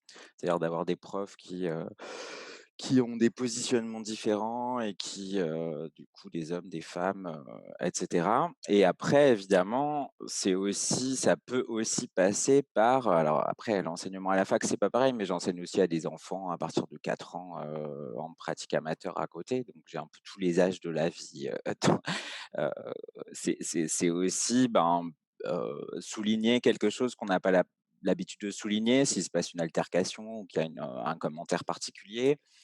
C'est aussi, savoir se remettre en question soi-même en tant que prof quand il se passe quelque chose ou qu'on reçoit une remarque ou, voilà, pour moi, ça passe par tout ça et après de manière indirecte, pour moi, c'est des sujets qui m'intéressent parce que je travaille sur les esthétiques queer et genre. Donc après, c'est aussi de la sensibilisation un peu, au quotidien.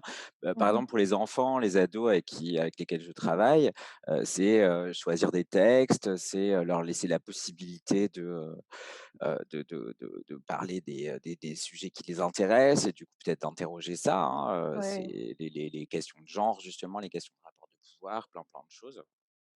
Voilà. OK. Non, bah, ça fait beaucoup de responsabilités, pour, les professeurs en Ah mais question. c'est un sacré boulot, hein. Oui, oui, oui, c'est vrai. Et oui, Claudine, vous voulez dire quelque chose ou vous Oui, répondre? alors en fait, il y a eu des études qui ont été faites dans les classes de collège-lycée On a filmé les profs, puis on a regardé le temps de parole qu'ils donnaient aux garçons et aux filles, ce genre de choses.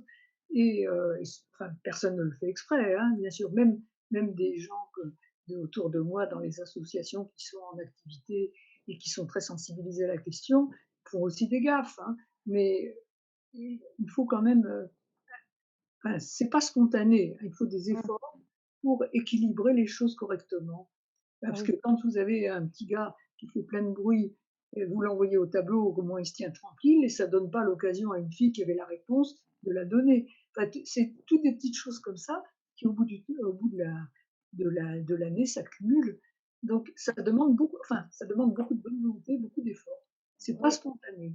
Mais Non, mais ce qui est j'imagine. bien avec les choses qu'on ne fait pas exprès de faire, c'est qu'on peut apprendre à faire exprès de ne pas les faire. Oui, mais il faut quand même une certaine concentration.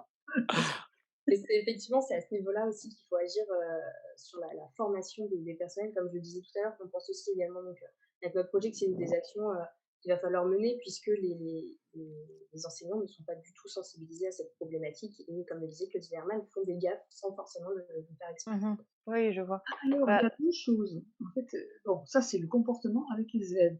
Après, il y a une autre chose qui se fait pas du tout en France, qui est le contenu dans les cours, le contenu de genre dans les cours.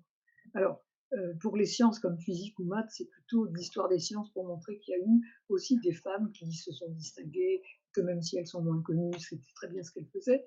Et pour d'autres disciplines, comme la médecine, il y a, quand même eu toute une longue période où les médicaments étaient dosés en faisant des essais sur les jeunes hommes.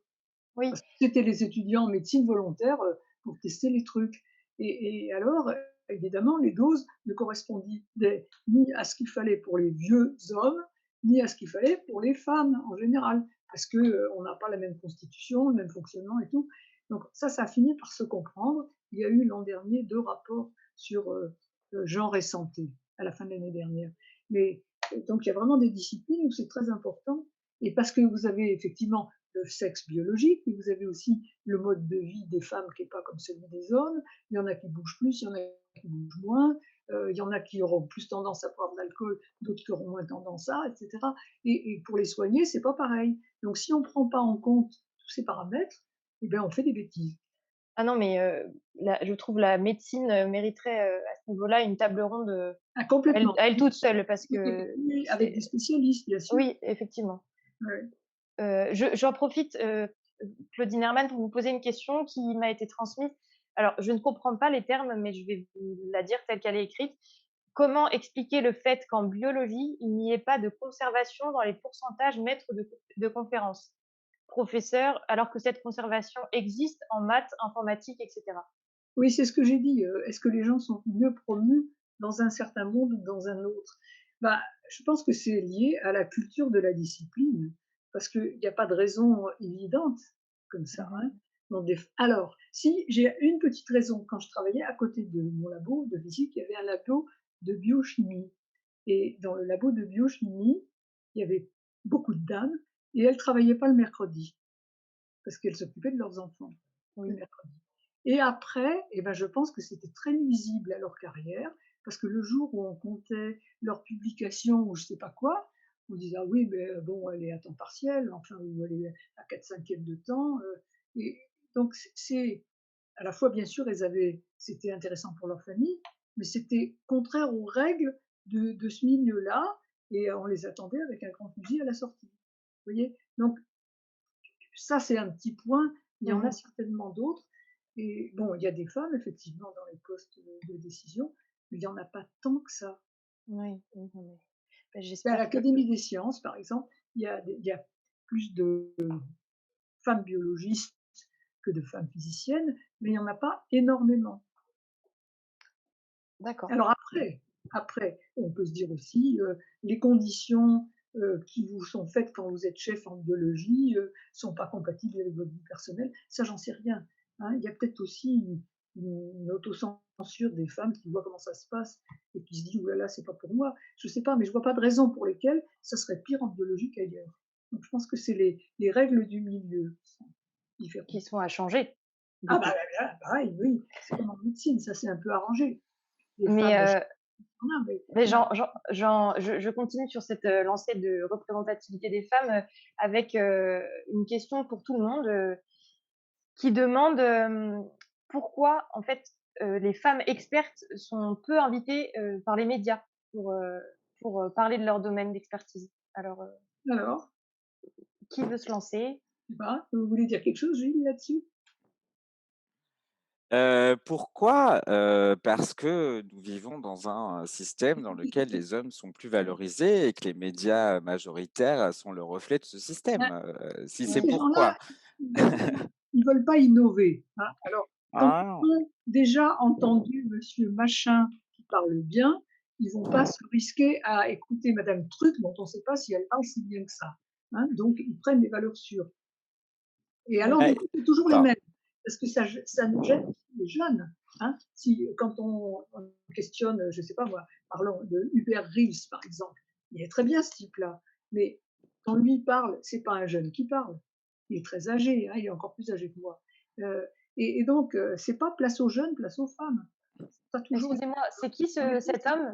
maintenant. Juste pour, préciser pour tout le monde et pour moi, Hubert? Reeves, c'est un astrophysicien OK. canadien qui travaille en France depuis très longtemps et qui est, enfin peut-être maintenant moins parce qu'il a plus de 80 ans, hein, mais il Mmh. a été extrêmement sollicité. Chaque fois qu'il y avait un truc en astronomie, c'était C'était pour monsieur.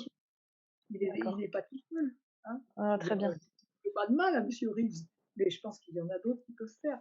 Alors le CSA, là, le Conseil de l'audiovisuel, fait des pointages comme ça sur les différentes chaînes de radio, de télé, des trucs comme ça. Et puis il y a eu une députée, Céline Calvez, qui a été chargée de pointer aussi. Et en fait, au moment du Covid, enfin, quand ça a commencé le Covid, c'était vraiment caricatural parce qu'il y avait une seule femme qui était interrogée, Dominique Costaglia, qui est épidémiologiste, et tous les autres, c'était des hommes.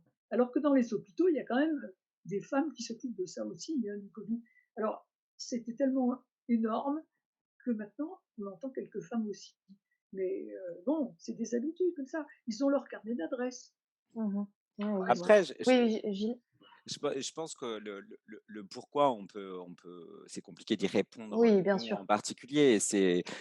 Par contre, ce qu'on peut constater, c'est que, il y a une figure persistante de l'expert ou du spécialiste qui, dans les médias, majoritaires, reste de toute évidence des hommes, quoi, en général en Blanc. plus blancs et virils et tout ce qu'on a envie aussi d'ajouter, à cette catégorie-là. Et ça dit encore une fois quelque part de la représentation de des l'imaginaire, de ce savoirs. qu'il C'est faut les faire. 2 à la fois. Beh, d'ailleurs, au sujet de cette, représentation, homme blanc, viril et cetera, il y a quelqu'un qui demande et encore une fois à tout le monde, quel est pour vous, le lien, l'intersection entre, la race et le genre en termes de discrimination? Donc, le terme race a été employé là. Donc l'intersectionnalité en fait, voilà. Si vous en Bah, avez une Alors, idée peut-être? Je peux me alors, permettre par exemple, moi, de je peux vous dire que réagir. non. Alors, oui, Allez-y, Anaël Clotilde. Gâteau, allez-y. Oui, vas-y, Anne. D'accord. Je pense qu'effectivement, à partir du moment où c'est une minorité ou qui est un groupe de personnes qui est connu pour subir des discriminations, il y a effectivement cette problématique-là. Et il y a un documentaire qui est sorti sur trois femmes scientifiques africaines qui expliquaient un petit peu leur parcours et comment elles en étaient arrivées là. Et que le fait effectivement déjà d'être une femme, c'était compliqué, mais alors le fait d'être africaine, c'était doublement compliqué et qu'il y avait effectivement encore plus de barrières qui étaient mises contre elles et qu'il n'y avait pas d'action et il n'y avait personne pour soutenir cette cause et pour montrer que la représentativité d'un maximum de personnes, de population, aidait à améliorer justement, comme vous le disiez tout à l'heure, les résultats en fait obtenus en sciences et un petit peu à casser ces biais qui sont introduits dans la science uniquement par le fait de mettre en avant une seule catégorie de personnes, que ce soit dans une population, une D'accord. catégorie sociale ou voilà. Et effectivement, elles ont doublement de peine, ces femmes-là, pour arriver à être mises en valeur. Mmh.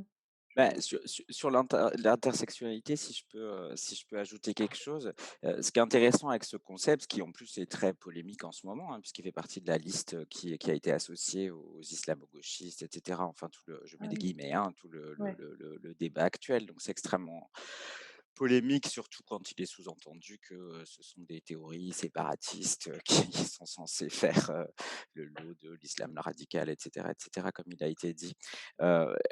L'intersectionnalité, j'ai l'impression qu'on l'entend dans 2 sens assez différents. Le 1er sens, c'est justement cette question des paramètres de l'identité qui sont à la mode aujourd'hui. Parce que ce qui est intéressant aussi, c'est que souvent on entend, voilà, sexe, genre, sexualité, race, classe comme les paramètres de l'identité qui sont aujourd'hui, qui font l'objet d'une attention toute particulière. On pourrait aussi en trouver d'autres.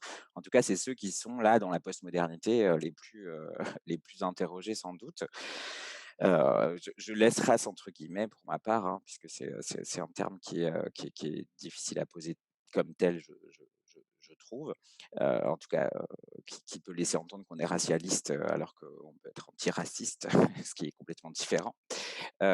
Mais du coup, on peut le voir comme, une espèce d'addition, d'identité. Et du coup, voilà, j'appartiens à une minorité, dans mon origine sociale, j'appartiens à une minorité dans ma sexualité, mais à une majorité dans mon sexe, et cetera, et cetera. C'est compliqué. Mais, ce qui est dangereux avec ça pour moi, c'est d'en faire une espèce de compétence, lapsus intéressant, de concurrence, interminorité en fait. Et Oui, que ce que je trouve intéressant dans l'intersectionnalité, c'est l'autre acception du terme qui plutôt que voilà, de faire une espèce, voilà, on est plus ou moins minorisé selon plus ou moins de critères et du coup, on est plus ou moins privilégié et cetera. Et du coup, on fabrique aussi des figures, de l'ennemi comme ça, un peu caricatural, l'homme blanc, cisgenre, viriliste, ceci, cela, comme forcément complice d'eux.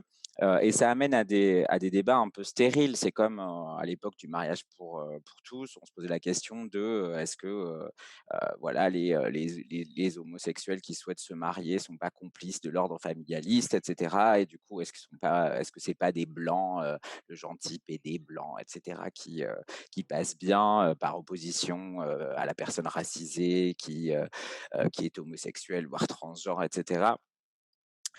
Bon, de toute évidence, la bataille du point de vue du droit a jamais créé plus d'oppression, envers certaines personnes et d'autres.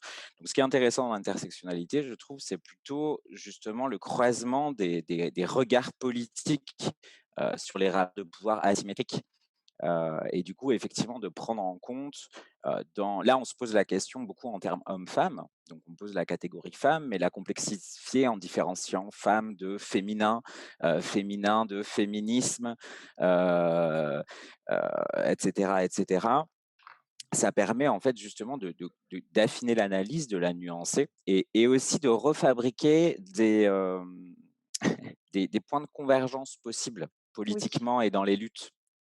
Bah oui, je pense que enfin, moi je suis d'accord avec vous là-dessus, mais bon, enfin de toute façon, il faudrait aussi donc la prochaine fois, on fera une table ronde sur la médecine genrée et une table ronde, sur l'intersectionnalité, enfin je pense. Ensuite, les questions n'ont pas de rapport entre elles, mais j'essaie de les regrouper, au maximum. Il y a quelqu'un qui demande, donc c'est plutôt pour Claudine Herman et Anaël Gâteau, hem, ce que vous avez expérimenté ou observé de l'effet Mathilda. Si vous pouvez réexpliquer ce Ah, que l'effet c'est? Mathilda. Ah oui. Alors, on explique ce que ça veut dire d'abord. Vous voulez parler, Anaëlle? Allez-y, vous pouvez expliquer si vous voulez, je Alors, donc compléterai. voilà, c'est la situation où il y a une femme qui trouve quelque chose et un homme qui travaille avec elle, qui se l'approprie Ah, oui. et qui passe sous silence la contribution de la femme. Alors ça s'appelle comme ça parce que c'est des spécialistes américaines scientifiques qui ont sorti la première fois cet effet. Et il y a des cas connus. Alors il y a par exemple le cas de la physicienne allemande Lise Meitner qui a découvert un peu avant la Deuxième Guerre mondiale le phénomène de fission nucléaire pour les bombes boum là. Et donc ces deux collègues ont eu le prix Nobel de physique en 1944. c'était des Allemands, elle était juive, elle était plus là, personne n'a parlé d'elle. Alors il y a aussi du côté de la biologie, l'équipe Crick et Watson qui a eu le prix Nobel pour la découverte de l'ADN. Les clichés avaient été faits par une femme qui s'appelait Rosalind Franklin. Tout ça, c'était des Britanniques. Elle avait un caractère de cochon et tout le monde s'entendait mal dans ce laboratoire. Et elle est morte jeune d'un cancer à 39 ans. Et quand ils ont eu le prix Nobel, ils ne l'ont même pas cité. Voilà, alors ça c'est des Oui. exemples. Il y en a un plus récent, qui est une femme qui est encore vivante, mais très âgée. C'est à propos de la découverte de la trisomie 21. Vous voyez ce que c'est? Oui, Maladie oui. des enfants. Hein. Et ça a été découvert au moment où on a commencé à connaître quelque chose sur les gènes, en 59 à peu près. Et donc, pour cette découverte, il y a eu besoin d'une femme qui est encore vivante, qui s'appelle Marthe Gauthier, et qui était la seule capable de faire les analyses de tissus humains pour trouver cette chose-là. Mais elle n'avait pas de microscope avec un appareil photo, et elle avait un collègue qui s'appelait Jérôme Lejeune, qui avait la chose et qui a fait des photos et qui a raconté ça dans des conférences internationales sans trop la citer elle. Et en fait, c'est à lui qu'est attribué, il est mort maintenant, lui, et qu'est attribué la découverte de ça. Et il a fallu plein de bagarres pour qu'on reconnaisse le mérite de cette femme qui, en fait, est partie rapidement du laboratoire faire autre chose parce qu'elle en avait assez Oui. de cette appropriation par Jérôme Lejeune. Et alors, ça continue à discuter aujourd'hui encore là-dessus. Bon, Mmh. voilà, alors c'est ça l'effet Mathilda. Alors, qu'est-ce qu'il nous demande dans la question? Bah, rien, Contre rien, ça, c'est oui, c'est voilà, dur, hein? non, mais juste de remettre en contexte que c'était une question un peu générale, quoi. Et Anaëlle, allez-y si vous voulez Ouais, ajouter si je quelque peux me chose. permettre de rajouter, donc effectivement, j'allais donner les mêmes exemples qu'a donné Claudie Ah Lermel. mince! C'est ceux qu'on connaît les mieux, hein? C'est ça, Ouais. c'est ceux qui sont le plus cités. Et quand on prend l'exemple justement donc de la découverte de la structure de l'ADN, donc officiellement par Crick et Watson, alors qu'en fait ça vient de Rosalind de Franklin, le problème est qu'en fait c'est encore à l'heure actuelle très peu connu. C'est-à-dire que si on demande à des. Alors peut-être que les personnes qui sont en sciences et plus spécifiquement en biologie le savent, mais si on demande à des personnes qui ne sont pas dans ce domaine-là, c'est quand Ouais. même assez connu. La plupart des gens nous disent bah, la découverte de l'ADN, c'est Crick et Watson, parce que ça a été enseigné comme ça. Mais Mmh. pas du tout. Ils en ont fait partie, mais en fait, ils ont vraiment complètement volé les travaux de Rosalind de Franklin et l'ont jamais cité, alors que c'est vraiment elle qui a fait le cliché qui a permis de découvrir vraiment la structure précise de l'ADN. Et le problème, c'est qu'encore aujourd'hui, c'est très peu connu quand on n'est pas forcément dans ce domaine-là. Donc, il y a effectivement ce souci que, effectivement, donc là, il y a l'exemple avec Marc Gauthier, ce qui est l'effet Mathilda est encore présent. Bon, il commence quand même à s'atténuer puisque aujourd'hui, on a vraiment tous ces suivis de travaux qui font qu'on peut quand même savoir qu'est-ce qui est dû à qui. Mais bien qu'ils réduisent, on a encore en fait les conséquences de ce qui s'est passé il y a quelques années. Et finalement, certaines femmes n'auront jamais la reconnaissance de leurs travaux. Alors, il y a 2 choses qu'on peut dire. En Grande-Bretagne, donc ça se passait en Grande-Bretagne tout ça, hein, à Oxford ou à Cambridge, depuis 1990, il y a des prix qui portent le nom de Rosalind Franklin. Donc, à force d'en parler, on finit par la faire connaître. Et alors, d'autre part, à l'association Femmes et Sciences dont je fais partie, à Toulouse, ils ont fait une exposition qui promène dans les écoles sur l'effet Mathilda, pour qu'il y ait un Ah, maximum d'enfants qui en entendent parler. très bien. Et il y a Et du boulot, hein, il y a du boulot. oui, parce qu'il y a quelqu'un dans je ne peux pas ouvrir le chat, mais je vois des messages, qui apparaissent, partiellement. Il y a quelqu'un qui a témoigné qu'il y a 2 ans et demi, il avait entendu on lui avait enseigné Crick et Watson, en médecine.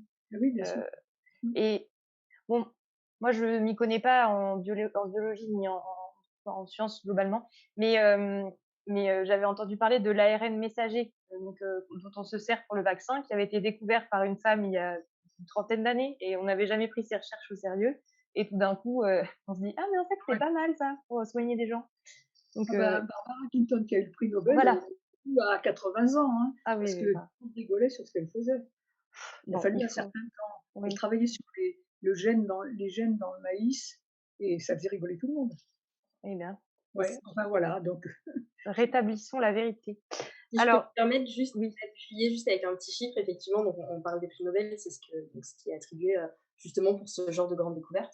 Et si on prend l'ensemble des prix Nobel scientifiques, donc il y en a trois, physique, chimie ou physiologie et médecine, il y a entre 3 et 4% de femmes lauréates seulement du ouais, prix ouais, Nobel à l'heure actuelle. très peu. comme le nombre de enfin les rues en France, 3 à 4 portent le nom d'une femme. Donc, ça se Ah trouve, oui, c'était les prix Nobel. ah oui, alors là, Afneus pourrait aussi travailler là-dessus. Femmes et Sciences a fait des listes de femmes dont on pourrait donner les noms pour les rues. Et on a Ah, fait aussi un petit livret pour les éditeurs de livres scolaires, 40 portraits de femmes scientifiques d'hier et d'aujourd'hui. Faut avoir un petit stock comme ça. Si jamais on vous demande, hop, vous essayez d'en placer une. ah bah oui, parfait. Et c'est sur vous avez un site internet? Oui, bah, vous pouvez regarder sur le site de l'association Femmes Très au bien. pluriel et Sciences au pluriel. Dans les ressources, il y a, il y a ça. Alors, vous voyez quelque chose là? Oui, oui, oui, tout à fait. Oui, Ah, oui. c'est à l'endroit pour vous? Mmh. Oui, 40 femmes scientifiques remarquables. C'est un petit livre, c'est très joli dedans. Chaque page, c'est une femme. Bah, très bien. Alors, Bah, ils sont classés par discipline, hein, ah et oui, OK. là, vous êtes dans les roses, donc c'est mathématique, mais si je me mettais dans les bleus, ça serait informatique. Bon, voilà, et donc avec ce genre de choses, quand il y a des mairies qui font des petits sondages parce qu'il y a des nouvelles rues qui ont été créées dans des nouvelles zones urbanisées, ils demandent aux citoyens: «Qu'est-ce que vous voulez comme nom?» On en envoie une. Bah, écoutez, cher public, n'hésitez pas à vous saisir de cette N'hésitez pas ressource à pour, donner des nommer vos rues. oui. Et bah, merci en tout cas pour, ces réponses sur l'effet Mathilda. Alors une autre question pour Gilles cette fois-ci. Alors, peut-on expliquer elle est un peu longue. Peut-on expliquer la sous-représentation des femmes dans les métiers de la culture parce que ce sont des métiers stéréotypés comme moins utiles, pour reprendre un terme d'actualité non essentiel?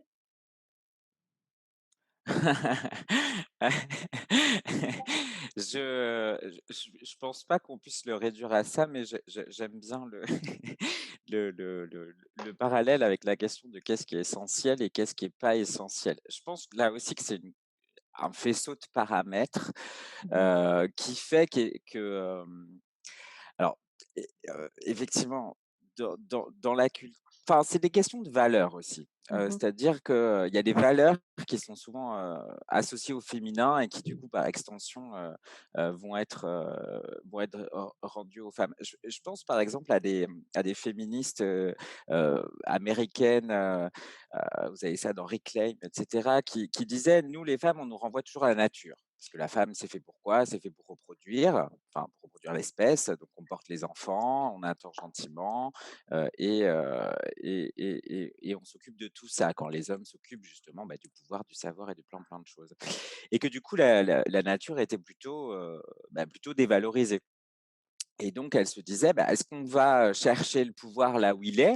C'est-à-dire un pouvoir globalement, voilà, capitaliste. Alors c'était des mouvements antinucléaires et cetera, donc plutôt, qui détruisent la planète et cetera. Ou est-ce que, on travaille à la fois, à, se délier dans l'identité du fait d'être femme, donc reliée à la nature, quand l'homme est relié à la culture, alors la culture au sens plus large, ou est-ce qu'on travaille à revaloriser justement cette valeur féminine, de l'écologie, et cetera? Et après, ce qui est dramatique dans ces jeux d'appropriation, c'est que dès qu'une valeur, commence à circuler, comme étant potentiellement, positive pour la société, bah, c'est les hommes qui finalement s'en arrogent le droit. Alors c'est vrai pour des noms, mais c'est vrai aussi pour des pratiques. Donc la danse, par exemple, c'est un peu la pratique par excellence, vous voyez? Alors il y a le super bouquin que je vous conseille d'Hélène Marquier qui s'appelle, «Non, la danse n'est pas un truc de fille», qu'il faut absolument lire.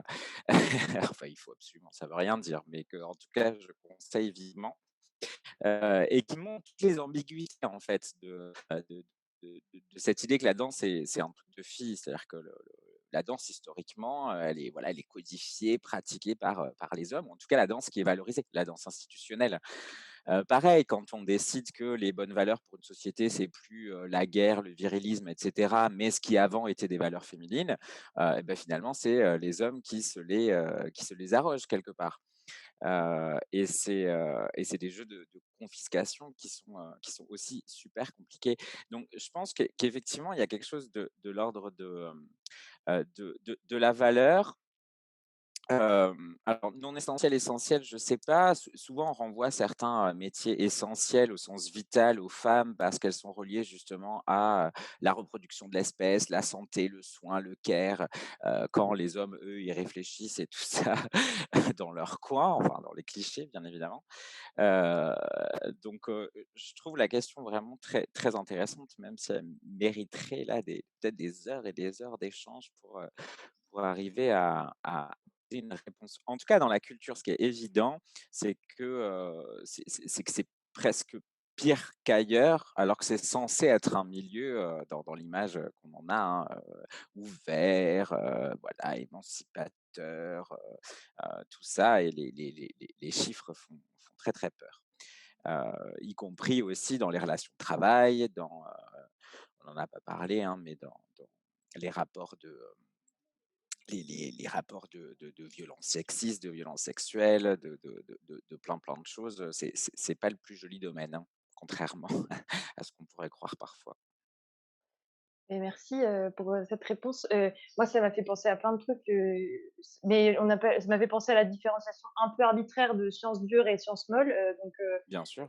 bon, je sais pas si vous voulez en parler maintenant, mais et aussi donc on en avait parlé déjà, Claudine Hermann, de Evelyne Sulro qui a fait le constat au XXe siècle que plus les filières se féminisent et plus elles perdent en prestige, quoi. Mais donc c'est un constat, mais les mécanismes ne sont pas expliqués dans ce constat. Mais peut-être ce serait intéressant d'en parler maintenant, C'est ce que je voulais dire dans ce travail de revalorisation de choses qu'on peut attribuer à des valeurs féminines et qui empêchent d'accéder à des rapports de pouvoir, mais de redonner aussi leur place de savoir, et de savoir-pouvoir à des pratiques ou à des domaines sans les, faire confisquer par ces par messieurs. les hommes, oui. Et alors il y a une dernière remarque, qui est un peu longue aussi. Donc rebondir sur rien, mais c'est toujours dans le domaine de ce plafond de verre à l'université. Donc c'est sur la sélectivité des formations. Il y a quelqu'un qui me dit que c'est important de différencier le sélectif de la médecine et le sélectif des autres filières. Car pour lui ou pour elle, la médecine produit la notion du care, donc de soigner, ce qui peut expliquer la différence. Et médecine sous-entend que la notion d'apprendre par cœur suffit, alors qu'en prépa, par exemple, bon, en fait, c'est pas une question. On a l'imaginaire collectif du don mathématique, ce qui rend les prépas beaucoup moins attractifs pour les femmes. Bon, je ne sais pas ce qui s'est dit par cette phrase, j'aurais pas dû vous la lire, je pense. Euh, mais peut-être, Ah, si justement, ça j'ai- pose, en plus ça rebondit super bien avec ce que je ce que ah bah très j'essayais de bien, dire il y a 2 secondes sur l'idée du care. La très bien, médecine égale allez-y. le care, donc égale, une valeur féminine et Ah, cetera pardon. et là, dans les exemples qui sont donnés, on voit bien qu'il y a les disciplines et puis il y a aussi les imaginaires qui vont, avec les disciplines. Oui, oui, tout à fait. Il y a aussi des choses qui ont changé en Mmh. médecine. Ah ben, ça marche chez moi. Oui, des choses Oui, ont ça changé marche. en médecine parce que, la situation actuelle où il y a un examen concours très sélectif en début d'études, ça n'a pas toujours existé, moi, les médecins qui m'ont soigné, il y en avait qui étaient de formation enfin, qui étaient plutôt tournés vers la psychologie et les choses comme ça. L'examen concours actuel, il est très mathématiques, physique, tout par cœur. Donc, il y a eu, avec le temps, des changements de critères pour entrer dans ces filières-là, mais c'est sûr que médecine, ça a un prestige particulier parce que chaque personne s'imagine qu'un jour elle aura besoin d'un médecin, alors qu'elle aura peut-être pas besoin d'un physicien et qu'elle aura peut-être pas besoin d'un danseur. Vous voyez, hein, on s'imagine un jour malade, quoi. Donc, dans l'imaginaire des gens, c'est un secteur, le secteur santé, c'est un secteur très particulier, je dirais. Oui, Mais tout là, à c'est fait. des raisons économiques qui font qu'on a tellement restreint le nombre de médecins et que le concours est tellement difficile. Ah oui, dites-nous, vous pouvez nous en dire plus peut-être? Ah bah, c'est gouvernemental, il a été décidé, le au niveau de la France entière, le nombre de médecins qu'on devait produire chaque année. Et puis maintenant, on se rend compte que dans certaines régions, il y a des déserts médicaux, parce que il n'y a pas assez de médecins pour s'y installer. Et puis je pense que quand on aura tiré les leçons de la crise actuelle, on va peut-être penser autrement que ce qu'on pensait avant. Vous voyez, donc il y a des tas J'espère. d'arguments différents qui se mélangent dans tout ça. Oui. Al Effectivement, c'est difficile de revenir sur enfin, il y a effectivement une différence de sélectivité entre le processus de médecine et le reste, mais effectivement, comme le disait Claudine Herman, étant donné que c'est en train de changer, hein, il y a énormément de réformes en ce moment, donc là, depuis la dernière rentrée scolaire, il y a tout un nouveau processus pour le parcours médecine, donc c'est très difficile de savoir ce que ça va donner aussi au niveau de la sélectivité sur les genres, mais comme on le disait à un moment donné, de toute façon, il y a beaucoup plus de femmes que d'hommes dans les filières santé, médecine, etc. Donc ça va pas du tout être le même processus de sélectivité, effectivement, d'autant plus que dans les autres filières universitaires, on parle beaucoup moins de ce. Alors, il y a un énorme manque de place dans les universités, mais il est beaucoup moins mis en avant que ce manque de place en médecine, puisqu'il y avait donc en médecine ce numerus clausus, donc le fait de, comme disait Christine Herman, de dire telle université peut prendre tant de personnes, puisque dans cette zone de France, il faudra tant de médecins. Donc tout ça, ça a été supprimé, ça n'existe plus, mais il n'y a pas ce processus-là dans les autres filières universitaires, du moins scientifiques, et il ne me semble pas que ça soit dans d'autres filières. Donc effectivement, c'est difficile de faire ce parallèle de sélectivité. Mais si je peux enfin, dites-moi si je me trompe, mais au niveau de la médecine, vous disiez que c'était une filière, voilà, plus féminine, plus féminisée en tout cas. Est-ce que pour autant les postes de spécialistes, chirurgiens, cardiologues et cetera, ils sont toujours occupés en majorité occupés par des hommes? Ou Non, non, ça dépend des chiffres, ça j'aimerais bien être dépend surprise. Ouais, ça dépend des c'est spécialités. Il y a maintenant, par exemple, les pédiatres, c'est beaucoup des femmes, Mmh, mais ce qui est très un domaine réservé, c'est chirurgien. ouais, C'est encore très, très masculin, chirurgien. d'accord. Autrement, ça a beaucoup évolué. Mais avec le temps, hein, ça a mis du temps pour se rééquilibrer, y Oui, compris dans les postes de de responsables, hein, de très responsables ou de chefs de service. oui, je vois. Toujours le même problème, quoi. Quand il s'agit du pouvoir, là, tout d'un coup, Plus lentement. oui, plus lent. Hem et alors là, c'est la dernière des questions. Alors c'est pour tout le monde encore une fois. Est-ce que vous avez des chiffres, pardon, ou des données sur la difficulté des enfants de personnes issues de catégories socio-professionnelles, comme agriculteurs, ouvriers et cetera, dans l'accession à l'université, enfin dans l'accès à l'université? Alors, il y a des statistiques qui sont faites sur les grandes écoles, hein, OK. parce qu'on a tapé le gouvernement a tapé sur les doigts des grandes écoles en disant qu'ils ne recevaient pas assez de boursiers. Ah Donc oui. ça, il doit exister des chiffres quelque part. C'est bon, agriculteurs et autres, c'est peut-être très compliqué, mais en tout cas boursiers. On doit pouvoir trouver des données comme ça, pourcentage de boursiers à l'université, pourcentage de boursiers dans telles écoles, parce que Mais il y a tout une ça, ça relève des ministères et Mmh. pas eux. Oui, Gilles?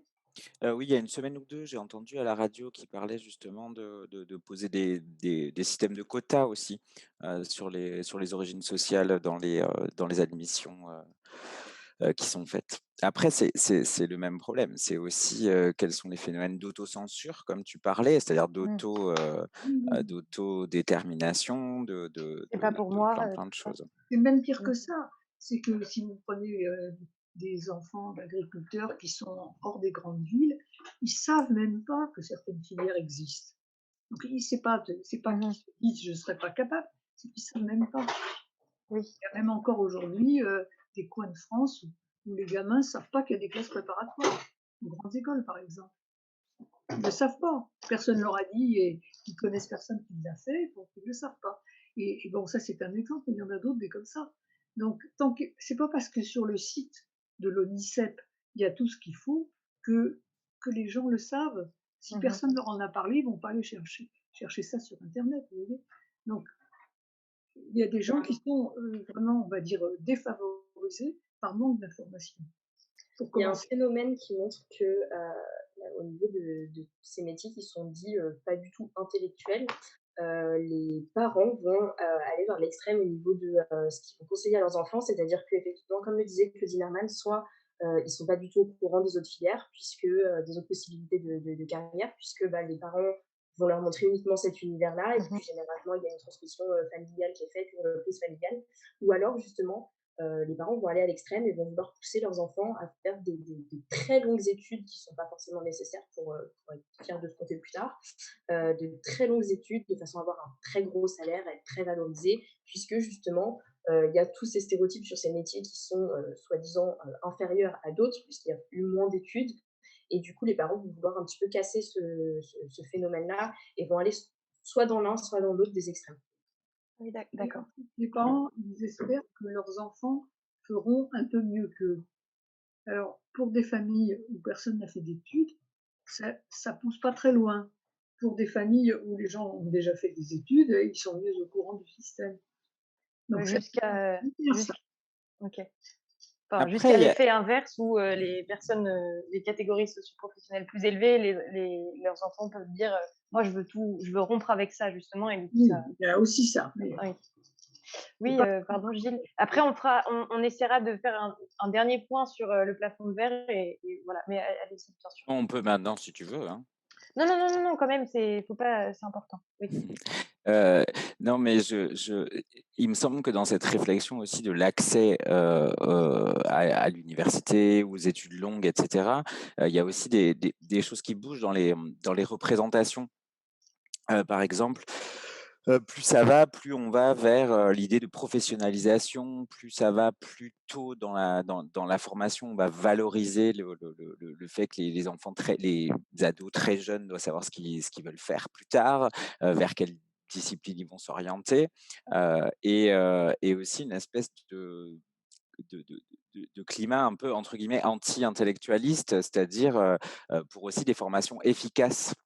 Mmh. Et aller aussi vers des modèles très professionnalisants rapidement, qui s'opposent, quoi. Voilà, c'est tout. D'accord. Non, mais très très bien, merci. Hem, eh bien, je crois que la table ronde, touche à sa fin, mais je voulais savoir si vous aviez quelque chose à ajouter sur, le plafond de verre, peut-être un conseil ou un espoir ou une remarque, heu, qui permettrait de, je sais pas, de clore notre échange et si c'est pas le cas, eh bien, on peut ben, se écoutez, oui. alors d'abord, je vais dire 2 choses. Le plafond de verre, il n'est pas qu'à l'université, hein, il y en a aussi, dans d'autres métiers. Mmh. Oui. Bon, donc on est échappé à l'université ne fera pas échapper au plafond de verre. Bon, d'un autre côté, pour aller contre, ce genre de choses, je pense qu'il ne faut pas être tout seul. C'est-à-dire, il faut parler avec d'autres, éventuellement être dans des associations, des structures, pour se faire, aider, encourager et comprendre un peu les clés du système. Parce qu'il y a beaucoup de clés différentes selon les endroits et si on n'est pas au courant, c'est sûr qu'on n'y arrivera pas. Mmh. Voilà, donc je dirais que bon, étant donné que je Être représente une ensemble. association, c'est un peu normal que je j'explique que ça sert à quelque chose et voilà et en tout cas, faut pas se laisser décourager. Très bien, bah, merci beaucoup et peut-être, cette idée d'association, à Navigato avec la FNUS, vous avez un Voilà. mot d'ordre ou quelque chose, Oui, ou bah, pas? si je peux faire ma petite pub, donc du coup la PEUS, donc comme tu l'as présenté au début de la table ronde, donc l'association fédérative nationale des étudiants universitaires scientifiques, essaye donc via son projet Femmes en sciences, donc dont je suis, responsable, essaye vraiment de sensibiliser sur cette problématique. Ça reprend un petit peu tout ce qu'on a évoqué, là ce soir, pendant ces 2 heures. Il y a énormément d'actions. Après, effectivement, comme le disait Claudine Herman, je pense que le principal, c'est vraiment de ne pas hésiter, de voilà, pas baisser les bras, de ne pas se C'est décourager, ni au niveau de la lutte contre cette problématique, ni pour les jeunes filles qui voudraient aller en sciences, ne pas se décourager. Après, je pense que je suis un peu jeune pour donner des conseils, puisque moi-même, je les reçois encore au cours de mes études, mais dans le cadre de notre projet, on interviewe quelques femmes scientifiques justement pour montrer un petit peu que déjà elles sont nombreuses en sciences, qu'il y mmh. en a quand même, il faut pas les négliger. Et il y en a beaucoup qui nous disent vraiment que la seule chose à faire, c'est soi-même de ne pas se mettre de barrière, qu'il faut y aller, qu'il ne faut pas hésiter et que c'est le seul moyen d'y arriver, de faire bouger les choses et de ne pas avoir de regrets plus tard. Et bah, très bien, merci pour, ces mots d'encouragement. Si je veux me réorienter, je retiens. Ça me servira dans ma filière. Et vous Gilles, si vous avez quelque chose à ajouter ou Des conseils à donner, aux femmes face au plafond de verre, je suis la dernière personne à qui, il faut en demander. J'ai pas à donner de conseils à qui que ce soit. Par contre, je peux donner des conseils, aux garçons, aux hommes, vous aussi, croyez en vous, mais n'oubliez jamais que, à l'origine de ce qui vous arrive par rapport à vos collègues, femmes, et ben, il y a toujours une asymétrie de base, donc prenez soin de vous, mais aussi de celles qui vous entourent, qui sont avec vous.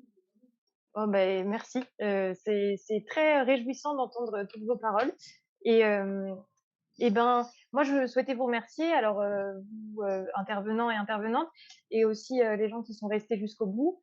Alors, vous pouvez, suivre, un peu alors, il y a une diapositive qui va passer avec, nos liens et cetera, si vous voulez nous suivre et bientôt, incessamment sous peu, entre, 1 jour et 1 mois, seront disponibles, ces extraits de table ronde, sur les réseaux.